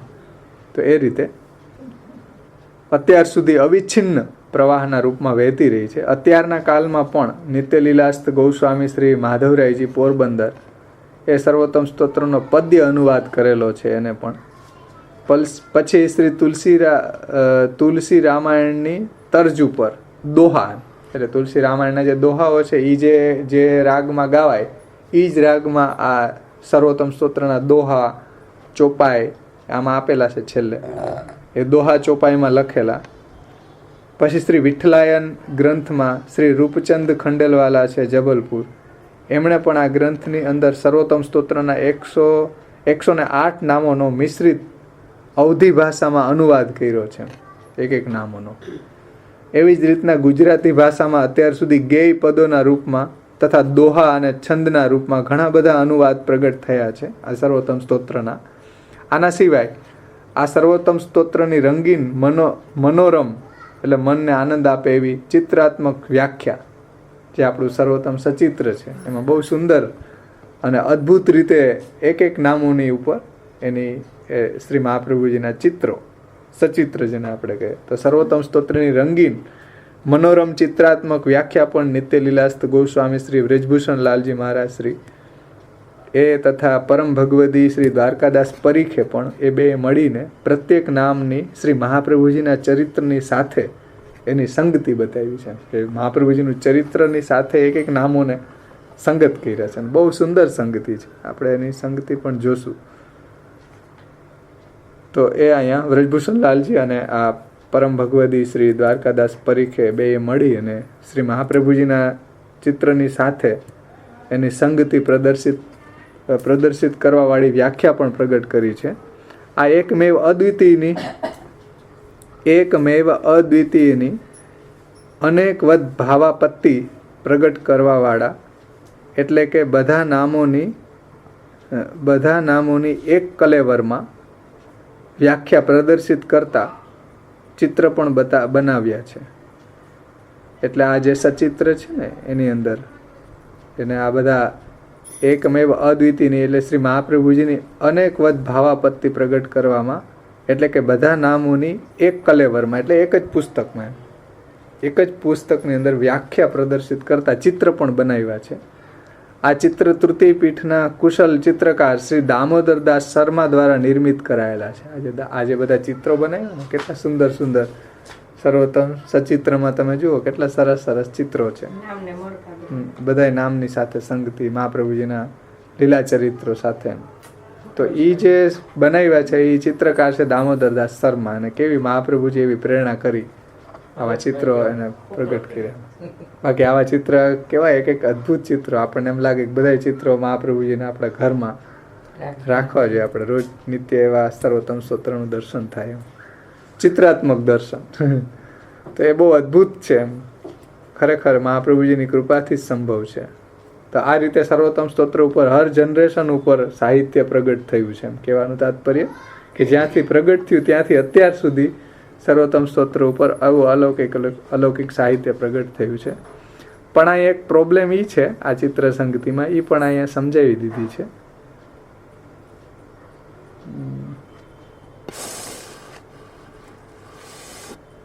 કે એમાં જે અમુક નામોની સંગતિ એવી છે કે જે મહાપ્રભુજીના જીવન ચરિત્ર સાથે સંગત થતી નથી. એમ એટલે એનું થોડુંક અહીંયા કહે છે. એટલે એમાંથી આપણે થોડુંક જ લઈશું કે અહીં એક વાત વિશેષ રૂપે ઉલ્લેખની લાગે છે કે સર્વોત્તમ સ્તોત્રના નામોની હિન્દી તથા ગુજરાતી ભાષાઓમાં શ્રી મહાપ્રભુજીના ખોજપૂર્ણ ચરિત્રના નયના અભિરામ ચિત્રાત્મક વિવરણની સાથે સંગતિ બતાવનાર આ વિલક્ષણ પ્રયાસ દરેક રીતે અભિનંદનીય છે. એટલે આ જે સર્વોત્તમ સ્તોત્રના નામો સાથે ચિત્ર સંગતિ બતાવી એ તો દરેક રીતે અભિનંદનીય છે અને બહુ સુંદર રીતે એને કર્યું છે. પણ એમાં એક પ્રોબ્લેમ એ છે, એ વાત અહીંયા સમજાવે છે. પ્રોબ્લેમ શું છે કે સાકાર બ્રહ્મવાદિક સ્થાપકો, વેદ પારગ, માયાવાદ નિરાકર્તા અને સર્વવાદી નિરાશકૃત, આ સર્વોત્તમ સ્તોત્રનો 8મો અને 9મો શ્લોક જે છે એમાં આ જે નામો છે ને એ નામોની જે ચિત્ર સંગતિ બનાવેલી છે તે ઐતિહાસિક દ્રષ્ટિથી ઉપપન્ન નથી થતી. એટલે કે મહાપ્રભુજીને જે જીવન ચરિત્ર છે, જે ઇતિહાસ છે, એની દ્રષ્ટિથી આ ચિત્ર સંગતિ બરોબર બેસતી નથી. એટલે એને થોડીક વાતને શું સમજાવી છે કે ભાઈ આ વાત અહીંયા મહાપ્રભુજીના જીવન ચરિત્ર સાથે બંધ બેસતી નથી. તો એ આપણે જોઈ શકીએ કે શું ચિત્ર સંગતિ છે આમાં. તમે એમાં જો એમાં જ આપી છે સર્વોત્તમ સ્તોત્ર આપ્યું ને એમાં 8મો અને 9મા શ્લોકની અંદર સાકાર બ્રહ્મવાદિક સ્થાપકો એની ચિત્ર સંગતિ આપણે જોઈએ.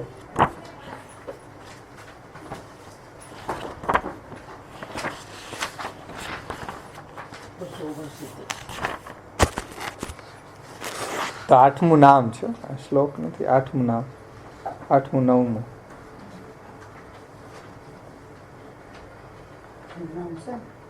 સાકાર બ્રહ્મવાદ એક સ્થાપક, એની ચિત્ર સંગતિ એને કઈ રીતે આપી છે?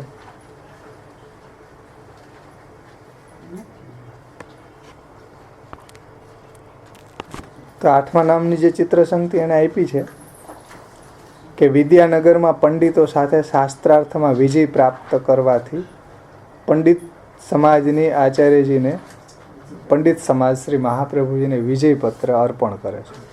એટલે વિદ્યાનગરમાં પંડિતો સાથે શાસ્ત્રાર્થ કરવામાં વિજય પ્રાપ્ત કરવાથી પંડિત સમાજ શ્રી મહાપ્રભુજીને વિજયપત્ર આપે છે. તો એ સાકાર બ્રહ્મવાદિક સ્થાપકોની ચિત્ર સંગતિ આ છે. હવે એ મહાપ્રભુજીના ઐતિહાસિક જે પ્રસંગ છે એની સાથે સુસંગત નથી થતો. પછી વેદ પારગ, માયાવાદ નિરાકર્તા, એમાં એને ચિત્ર સંગતિ આપી છે. જુઓ, વેદ પારગમાં એને ચિત્ર સંગતિ એ રીતે આપી છે કે ઓરછાના રાજા રામભદ્ર શ્રી મહાપ્રભુજીને કનકાભિષેક કરાવે છે. હવે એ ચિત્ર સંગતિ પણ મહાપ્રભુજીના જીવન ચરિત્ર આપણે જોઈએ તો એની સાથે સુસંગત નથી. કૃષ્ણદેવનું એ ખોટું છે, એ નથી. કારણ કે મહાપ્રભુજી જ્યારે ત્યાં પધાર્યા ત્યારે કૃષ્ણદેવ રાજા જ નહોતા. પછી એક માયાવાદ નિરાકર્તામાં જે ચિત્ર સંગતિ છે કે આપ શ્રી કૃષ્ણ નદીના તટ ઉપર માયાવાદી તેલંગોને પરાજિત કરી રહ્યા છે. કૃષ્ણ નદીના તટ ઉપર. તો આ જે 3 નામો અહીંયા કીધા છે, 8, 9, એ નામોની અંદર શું છે એની જે ચિત્ર સંગતિ સાથે થોડીક અહીંયા વિવેચના કરી છે કે ભાઈ આ મહાપ્રભુજીના ઐતિહાસિક જે પ્રસંગ છે એની સાથે સુસંગત થતી નથી. બાકી બીજા બધા નામોની જે ચિત્ર સંગતિ અને ચિત્રો એણે બનાવ્યા છે એ બહુ અભિનંદનીય છે, બહુ ઉત્તમ છે. પણ આ જે નામો છે એટલા જુઓ કે અહીં એક વાત વિશેષ રૂપે ઉલ્લેખનીય છે કે સર્વોત્તમ સ્તોત્રના નામોની હિન્દી અને ગુજરાતી ભાષાઓમાં શ્રી મહાપ્રભુજીના ખોજપૂર્ણ ચિત્રના નયનાભિરામ ચિત્રાત્મક વિવરણની સાથે સંગતિ બતાવનાર આ વિલક્ષણ પ્રયાસ દરેક રીતે અભિનંદનીય છે. તો પણ સાકાર બ્રહ્મવાદિક સ્થાપકો, વેદ પારગ અને માયાવાદ નિરાકર્તા અને સર્વવાદી નિરાશકૃત આ નામોની જે ચિત્ર સંગતિ બતાવેલી છે એ ઐતિહાસિક દ્રષ્ટિથી ઉપપન્ન નથી થતી એમ. એટલે ઐતિહાસિક દ્રષ્ટિથી એની સુસંગતિ નથી થતી. શા માટે નથી થતી? કેમ કે મહાપ્રભુજી અને કૃષ્ણદેવ રાયના સમકાલીન હોવા છતાં, એટલે મહાપ્રભુજી કૃષ્ણદેવ રાયના સમકાલીન છે એ વખતે જ હતા. પણ જ્યારે મહાપ્રભુજી 11 વર્ષની અવસ્થામાં વિદ્યાનગર પધાર્યા હતા તેમ માનવામાં આવે છે. પણ ત્યારે કૃષ્ણદેવ રાય ત્યાં શાસક ન હતા. કૃષ્ણદેવ રાજા ત્યાં હતા જ નહીં, રાજા નહોતા. અને જ્યારે તે શાસક હતા ત્યારે મહાપ્રભુજીની દક્ષિણ યાત્રાનું વૃત્તાંત મળતું નથી. અને જ્યારે કૃષ્ણદેવ રાજા હતા ત્યારે મહાપ્રભુજી ત્યાં પધાર્યા નથી. એટલે ઐતિહાસિક ઘટનાથી આ પ્રોબ્લેમ છે. અને એને બાવાએ બહુ વિસ્તારથી આખું સમજાવ્યું છે, એવું નથી લેતો, એ તમે ઘરે વાંચી લેજો કે એ બધી આખી જે ઐતિહાસિક જે પ્રસંગ છે મહાપ્રભુજી ક્યાં કઈ રીતે પધાર્યા એમ, અને એ આ નામોની ચિત્ર સંગતિ સાથે ટૂંકમાં નથી, એનું સમન્વય નથી થતો એમ. પછી આગળથી લઈ લઉં છું, એમાં આગળનું પેજ તમે જુઓ.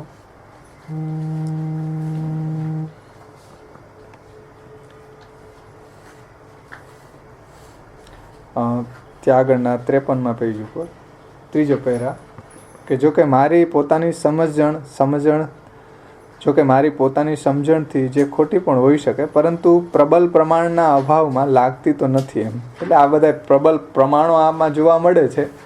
એનાથી એવું લાગે છે કે આ નામોની અંદર જે સંગતિ બતાવી છે એ આની સાથે સુસંગત નથી થતી એમ, મહાપ્રભુજીના જીવન ચરિત્ર સાથે. તો એ અનુસાર શ્રદ્ધા અતિરેક વશ આચાર્ય ચરણ સાથે જોડાયેલી બધી જ માન્યતાઓને ઐતિહાસિક દ્રષ્ટિથી પ્રામાણિક માની લેવાની આપણી આ ગતાનુગતિકતા છે.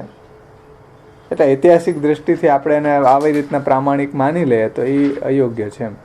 આ અપવાદોને બાદ કરતા સચિત્ર એટલે ચરિત્ર સંગતિ રૂપા સર્વોત્તમ વ્યાખ્યા અતિશય અભિનંદની છે. એટલે આ પ્રોબ્લેમને બાદ કરતા બાકી એને બહુ સરસ રીતે મહાપ્રભુજીના જે ચિત્રો બનાવ્યા છે એ ખરેખર નામની સાથે એટલા સુસંગત છે, ખરેખર અભિનંદની છે.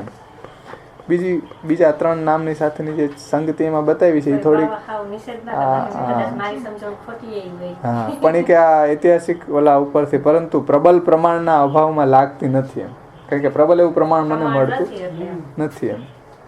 અને આ ચંપારણ્યમાં જે છે અત્યારે ઊભું કરી દીધું છે એ ખોટું છે. કારણ કે મહાપ્રભુજીનું ત્યાં જન્મસ્થાન છે જ નહીં, એટલે એ ઊભી કરેલી છે પાછળથી. બાકી મહાપ્રભુજીનું ત્યાં જન્મસ્થાન છે. આમાં આપ્યું છે આખું વિસ્તારથી આમાં કે મહાપ્રભુજી ત્યાં એ રીતે અત્યારે જે ચંપારણ્યમાં એ લોકો માને છે, પણ એ ચંપારણ્ય બેઠક એ ખોટી છે.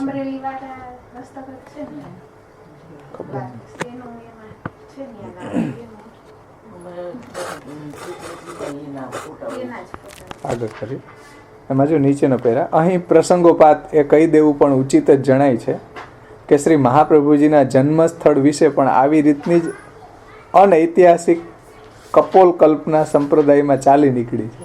એટલે એ ઐતિહાસિક નથી. અત્યારે જે ચંપારણ્ય છે એ પણ ઐતિહાસિક દ્રષ્ટિથી જોઈએ તો એ પણ ત્યાં મહાપ્રભુજીનું પ્રાગટ્ય નથી એમ. એટલે અનૈતિહાસિક કપોલ કલ્પનાઓ સંપ્રદાયમાં ચાલી નીકળી છે અત્યારે ચંપારણ્યમાં જે બનાવ્યું છે ને બહુ. પણ હકીકતમાં ઐતિહાસિક એ અનૈતિહાસિક છે એમ, કપોલ કલ્પના છે. શું એટલે મહાપ્રભુજીની ત્યાં બેઠક માનવી કે મહાપ્રભુજીનું જન્મસ્થાન માનવું એ અનૈતિહાસિક છે, કપોલ કલ્પના છે. હાલમાં બનેલા છત્તીસગઢ છત્તીસગઢ રાજ્યના રાયપુર નગરની નજીક ચંપારણ્યને જન્મસ્થળ માની લેવામાં આવેલું છે. આ પણ પ્રાચીન પ્રાપ્ત થતી બધી જ ઇતિવૃત્તિઓમાં મળતા ઉલ્લેખ, જેમ કે ચંપારણ્ય હી જબ આયે નગર ચોડા में બસે, આ મૂળ પુરુષમાં, કે જન્મસ્થળ ભીમારથી નદીના તટ ઉપર હતું. જ્યારે ખરેખર ભીમારથી મહાબળેશ્વર પર્વતમાળામાંથી નીકળીને પંઢરપુર જઈને શ્રી મહાપ્રભુજીના પૂર્વજોના નિવાસ દેશમાં વહી રહેલી કૃષ્ણા નદીમાં આંધ્રપ્રદેશમાં મળી જાય છે. એ કથન પ્રમાણે અત્યારના ચંપારણ્યથી 200-300 માઇલ દક્ષિણમાં છે આ ભીમરથી નદી. ત્યાં હોવું જોઈએ ક્યાં, કેમ અહીંયા નહીં. એમ ચંપારણ અત્યારનું જે ત્યાંથી 200-300 માઇલ એ ભીમરથી નદી છે. તો ત્યાંથી 200-300 માઇલ એ દક્ષિણમાં છે. એના તટ ઉપર એક દિવસમાં જઈને પાછું આવી શકાય એટલી દૂર ક્યાંક નજીકમાં ચોડાનગર હોવું જોઈએ. અને એ ઉલ્લેખનીય છે કે આંધ્રપ્રદેશના રાજા ચૌડા એટલે ચોડા નામવાળા હતા, એટલે એનું નામ એ ચોડાનગર હતું. અને 500 ગામવાળું મંડળ ચોડા મંડળ માનવામાં આવેલું હતું.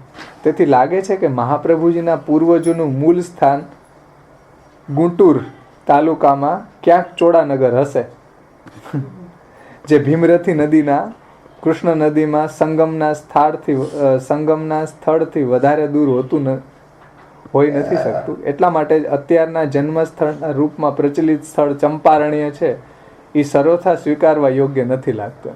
જે મહાપ્રભુજીનું જન્મસ્થળ છે એ ચંપારણ્યમાં નથી. અત્યારે બહુ ધામધૂમ ત્યાં ચાલી રહી છે. હા, કીધું જ છે. જો ત્યાં છે ચોડાનગર આજે છે ને, ત્યાંથી એક દિવસમાં એ મહાપ્રભુજીના પૂર્વજોનું મૂળ સ્થાન ગુંટુરન તાલુકામાં ક્યાંક ચોડાનગર હશે, જે ભીમરથી નદીના કૃષ્ણા નદીના સંગમ સ્થળથી વધારે દૂર હોઈ શકે નહીં. એમ થોડીક વારમાં આપણે ત્યાં જઈ શકીએ એમ એટલું નજીક. એટલા માટે જ અત્યારના જન્મસ્થળના રૂપમાં પ્રચલિત સ્થળ ચંપારણ્ય સર્વથા સ્વીકારવા યોગ્ય નથી જ લાગતું. એમ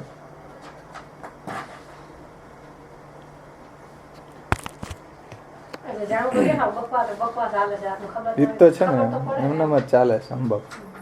હવે જો ચોડાનગરમાં શ્રી લક્ષ્મણ ભટ્ટજીના સગા સંબંધીઓના શ્રી મહાપ્રભુજીના પ્રાગટ્યના વૃત્તાંતથી રાજી થયા હોવાના ઉલ્લેખ પણ કેટલાક ગ્રંથોમાં મળતા હોવાથી, એટલે ચોડાનગરમાં જઈને પૂછ્યું હશે કે ભાઈ અહીંયા આ રીતે લક્ષ્મણ ભટ્ટના સગા સંબંધીઓના મહાપ્રભુજીનું પ્રાગટ્યનો વૃત્તાંતથી એ લોકો રાજી થયા, એટલે એવો ઉલ્લેખ પણ કેટલાક ગ્રંથમાં મળતા હોવાથી એમનું હાલનું છત્તીસગઢમાં હોવું સંભવ નથી લાગતું. પણ ત્યાં ચોડાનગરમાં ક્યાંક જે કૃષ્ણા નદીને અને આ ભીમરથી નદીના સંગમ પાસે ક્યાંક એવું ગામ હશે. હા, એટલે ત્યાંનું એવું જોવામાં આવે છે ગ્રંથોમાં. તો પ્રસ્તુત વિષયના અનુસંધાનમાં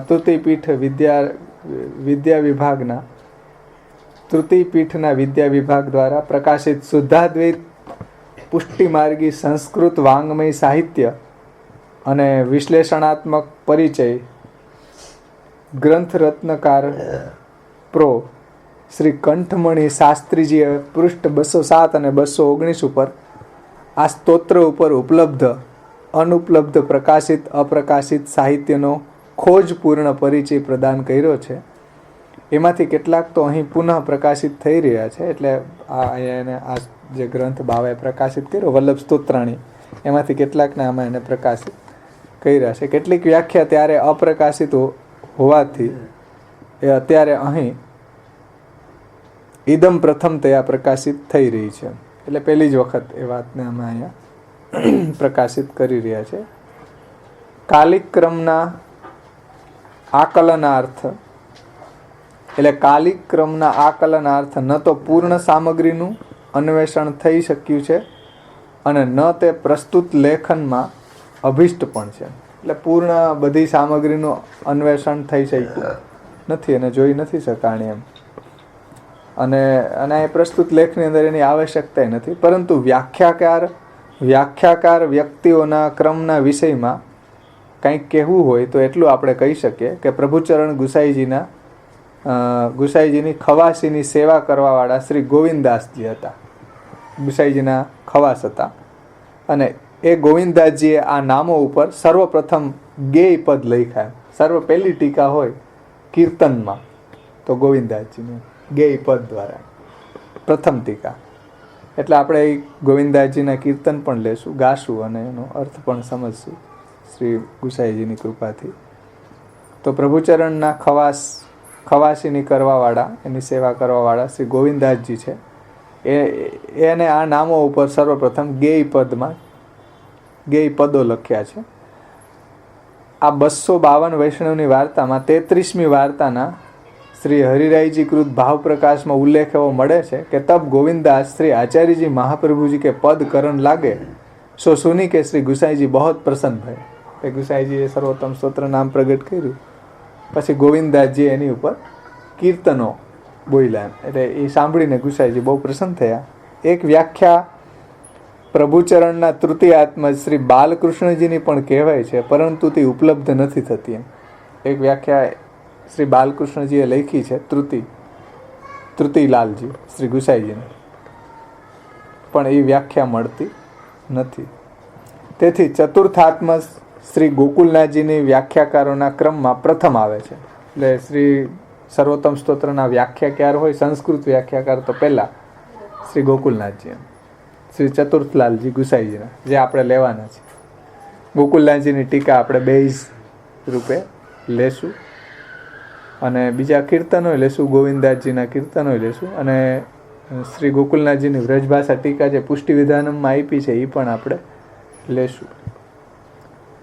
તો એમના ઉપર શ્રી ગોકુલનાથજીએ જે વ્યાખ્યા લખી છે તે શ્રી ગોકુલનાથજી છે, ગુસાઈજીના ચતુર્થલાલજી, એ અહીંયા વ્યાખ્યાકારોના ક્રમમાં પ્રથમ આવે છે. એમના નામ ઉપર એક વિસ્તૃત ટીકા અને વ્રજભાષામાં તથા ભ્રષ્ટ સંસ્કૃત ભાષામાં પણ મળે છે. એટલે શ્રી મહાપ્રભુજીના આ નામો ઉપર શ્રી ગોકુલનાથજીએ એ આ સંસ્કૃત ટીકા અને બીજી વ્રજભાષા ટીકા પણ લખી છે અને એક ભ્રષ્ટ સંસ્કૃત ભાષામાં એ ખબર નથી. મને લાગે છે કે વ્રજભાષાવાળી મોટી ટીકા કદાચિત પ્રામાણિક પણ હોય, પરંતુ એનું સંસ્કૃત રૂપાંતર તો શુદ્ધ ઉપદ્રવ જ છે. એટલે વ્રજભાષામાં લખી કદાચ પ્રામાણિક હોય, પણ એનું જે સંસ્કૃત છે, જે સંસ્કૃતમાંથી વ્રજભાષામાં અનુવાદ થયો છે, એ સંસ્કૃત કેવી છે? એટલે ભ્રષ્ટ સંસ્કૃત છે, ઉપદ્રવ છે.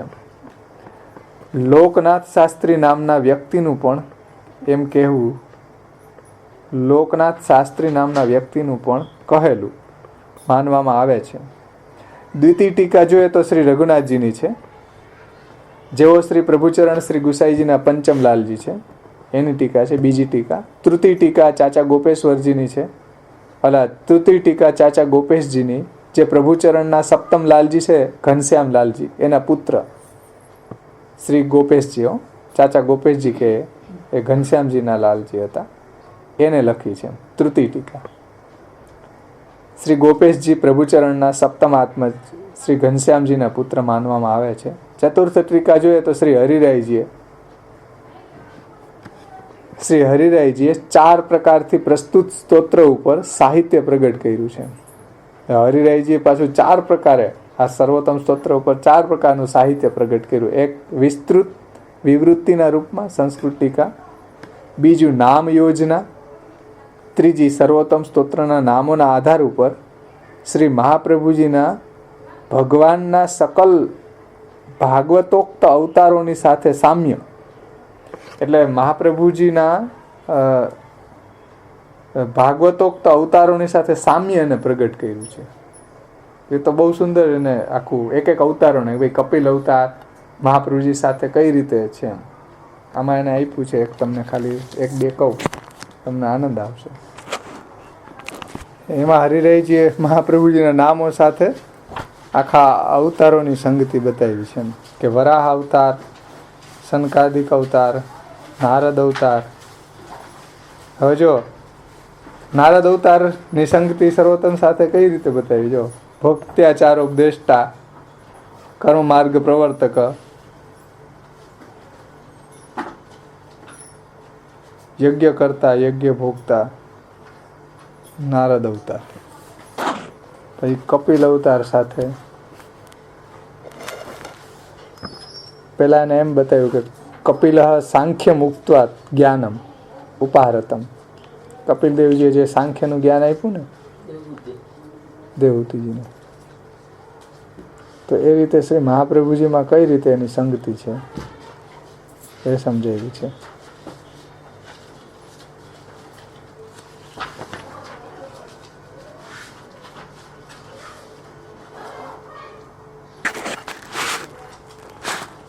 નૃસિંહ અવતારમાં ઉગ્ર પ્રતાપો, નૃસિંહ અવતારની સંગતિ બતાવી. ઉગ્ર પ્રતાપો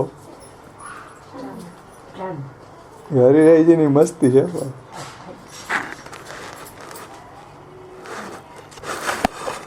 ધન્વંતરી અવતારમાં સ્મૃતિ માત્રાર્થી નાશન, આરતીનો નાશ કરે ને ધન્વંતરી વૈદ્ય જે છે આખું. તો એ રીતે બધા અવતારોની એને સંગતિ બતાવી છે. બહુ સરસ સંગતિ બતાવી છે. હયગ્રીવ અવતાર, બુદ્ધાવતારમાં મોહિતાસુર માનુષ, પ્રાકૃતાનુકૃતિ વ્યાજે મોહિતાસુર માનુષ. બુદ્ધાવતાર કારણ કે એ જ કર્યું ને, મોહ જ કર્યો ને, મોહ જ ફેલાવ્યો ને, એમ મસ્ત છે.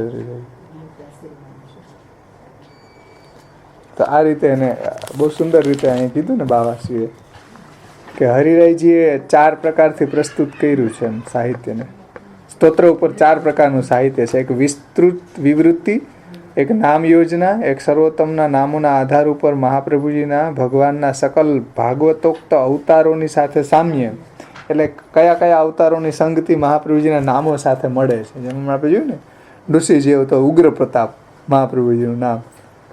પછી ભક્તિ માર્ગ માર્તંડ, એ બધા નારદ અવતાર છે, એને પણ અવતાર તરીકે આપણે જોયું ને ભાગવતજીની અંદર આગળ બધા અવતારોની કથા આવે. એમાં સનત કુમારોને પણ અવતાર કયા છે.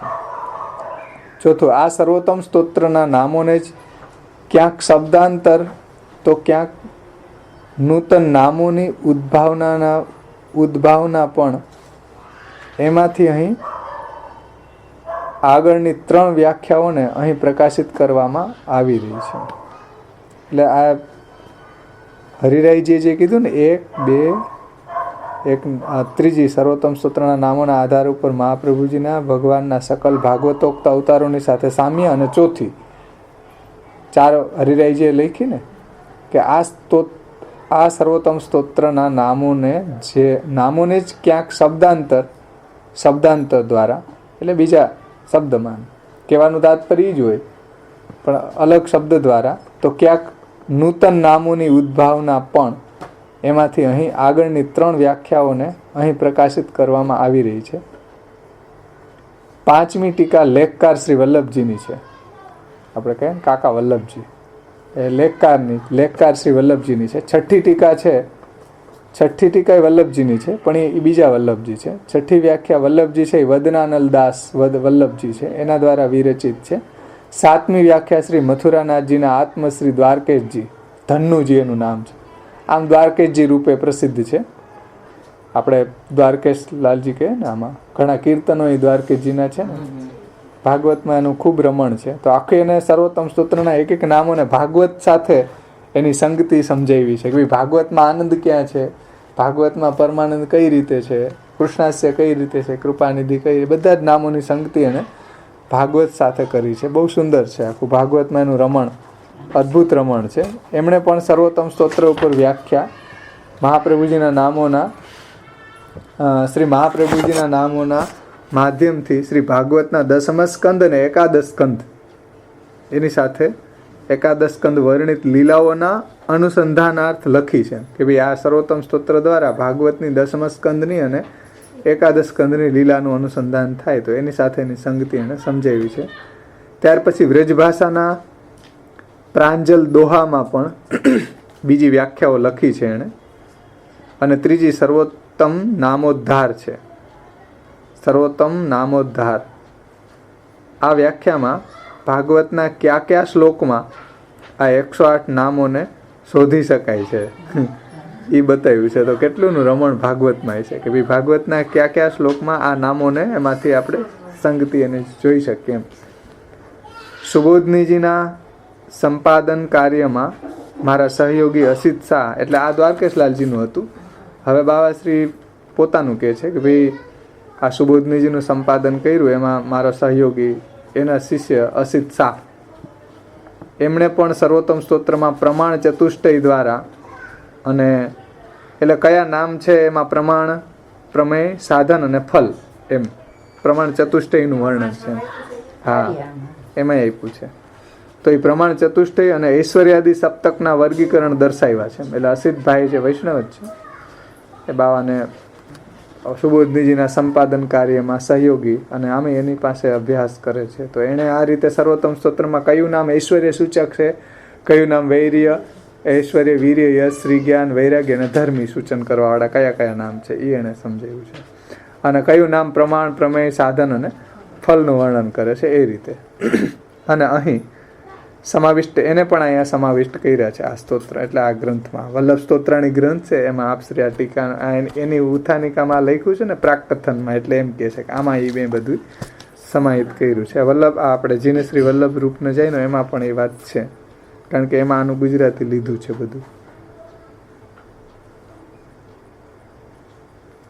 આના સિવાય શ્રી ગિરધરજી કૃત વધાય, શ્રી વ્રજભૂષણજી કૃત ધમાર, ઉલ્લેખિત શ્રી ગોવિંદદાસજીના 108 પદ એમાં પણ છે. જેને શ્રી વલ્લભ રૂપને જઈનો 108 પદ છે, એને પણ આપણે ગાશું. હવે તમે બધા કીર્તન્યા થઈ ગયા એટલે. ઉલ્લેખિત શ્રી દ્વારકેશજીના દોહા, શ્રી વ્રજભૂષણજી કૃત સર્વોત્તમ ધોળ, જે આપણે ઓલું કહે ને ભલે પ્રગટા શ્રી વલ્લભદેવ, એમાં વાલો આનંદ પરમાનંદ કહેવાય, શ્રી કૃષ્ણ કૃપાનિધિ આવે ને, મુખ કૃપાનિધિ થાય. તો એમાં જો એક એક આમ આબેહૂબ એને અર્થ કર્યો સર્વોત્તમ સ્તોત્રનો ગુજરાતીમાં.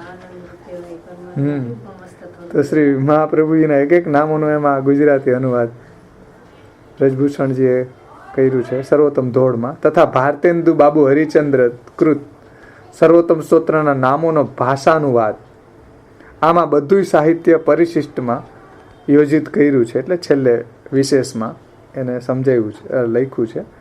મૂળમાં અધિકાંશમાં આ સંકલન તૃતીપીઠના વિદ્યા વિભાગ દ્વારા પ્રકાશિત ઉલ્લેખિત સચિત્ર ચરિત્ર સંગતિ વ્યાખ્યામાં ઉપલબ્ધ છે. એટલે ઓલું જે સર્વોત્તમ સચિત્ર છે એની આ ઉપલબ્ધ છે, એટલે આમાં એડ નથી કર્યું. જ્યાંથી મારી હાર્દિક કૃતજ્ઞતા પ્રગટ કરીને અમે પણ અહીં સમાવિષ્ટ કરી રહ્યા છીએ. એટલે બીજી બધી બાબતો અમુક છે એ સચિત્રમાંથી આમાં અમે એડ કરી છે. એટલે જ્યાં મારી હાર્દિક કૃતજ્ઞતા પ્રગટ કરીને અમે પણ અહીં સમાવિષ્ટ કરી રહ્યા છીએ, ત્યાંથી જે મળી છે આ તૃતીય પીઠના વિદ્યા વિભાગ દ્વારા પ્રકાશિત ઉલ્લેખિત સચિત્ર ચરિત્ર સંગતિ વ્યાખ્યામાં ઉપલબ્ધ છે. ત્યાંથી અમે આ અમુક વસ્તુ અહીંથી ત્યાંથી લઈને આમાં પણ મૂકી છે. તો આ રીતે આખું સર્વોત્તમ સ્તોત્રનું અહીંયા આપણું પૂજ્ય શ્યામ બાવાશ્રીએ જે રીતે તાત્પર્ય સમજાવ્યું એનું આપણે અવગાહન કર્યું. આવતે વખતેથી આપણે શ્રી ગોકુલનાથજીના મંગલાચરણથી સર્વોત્તમ સ્તોત્રની શરૂઆત શ્રી મહાપ્રભુજીની અને શ્રી ગુસાઈજીની કૃપાથી કરશું. તો આપણે આશ્રયનું પદ બોલી અહીંયા સમાપન કરીએ.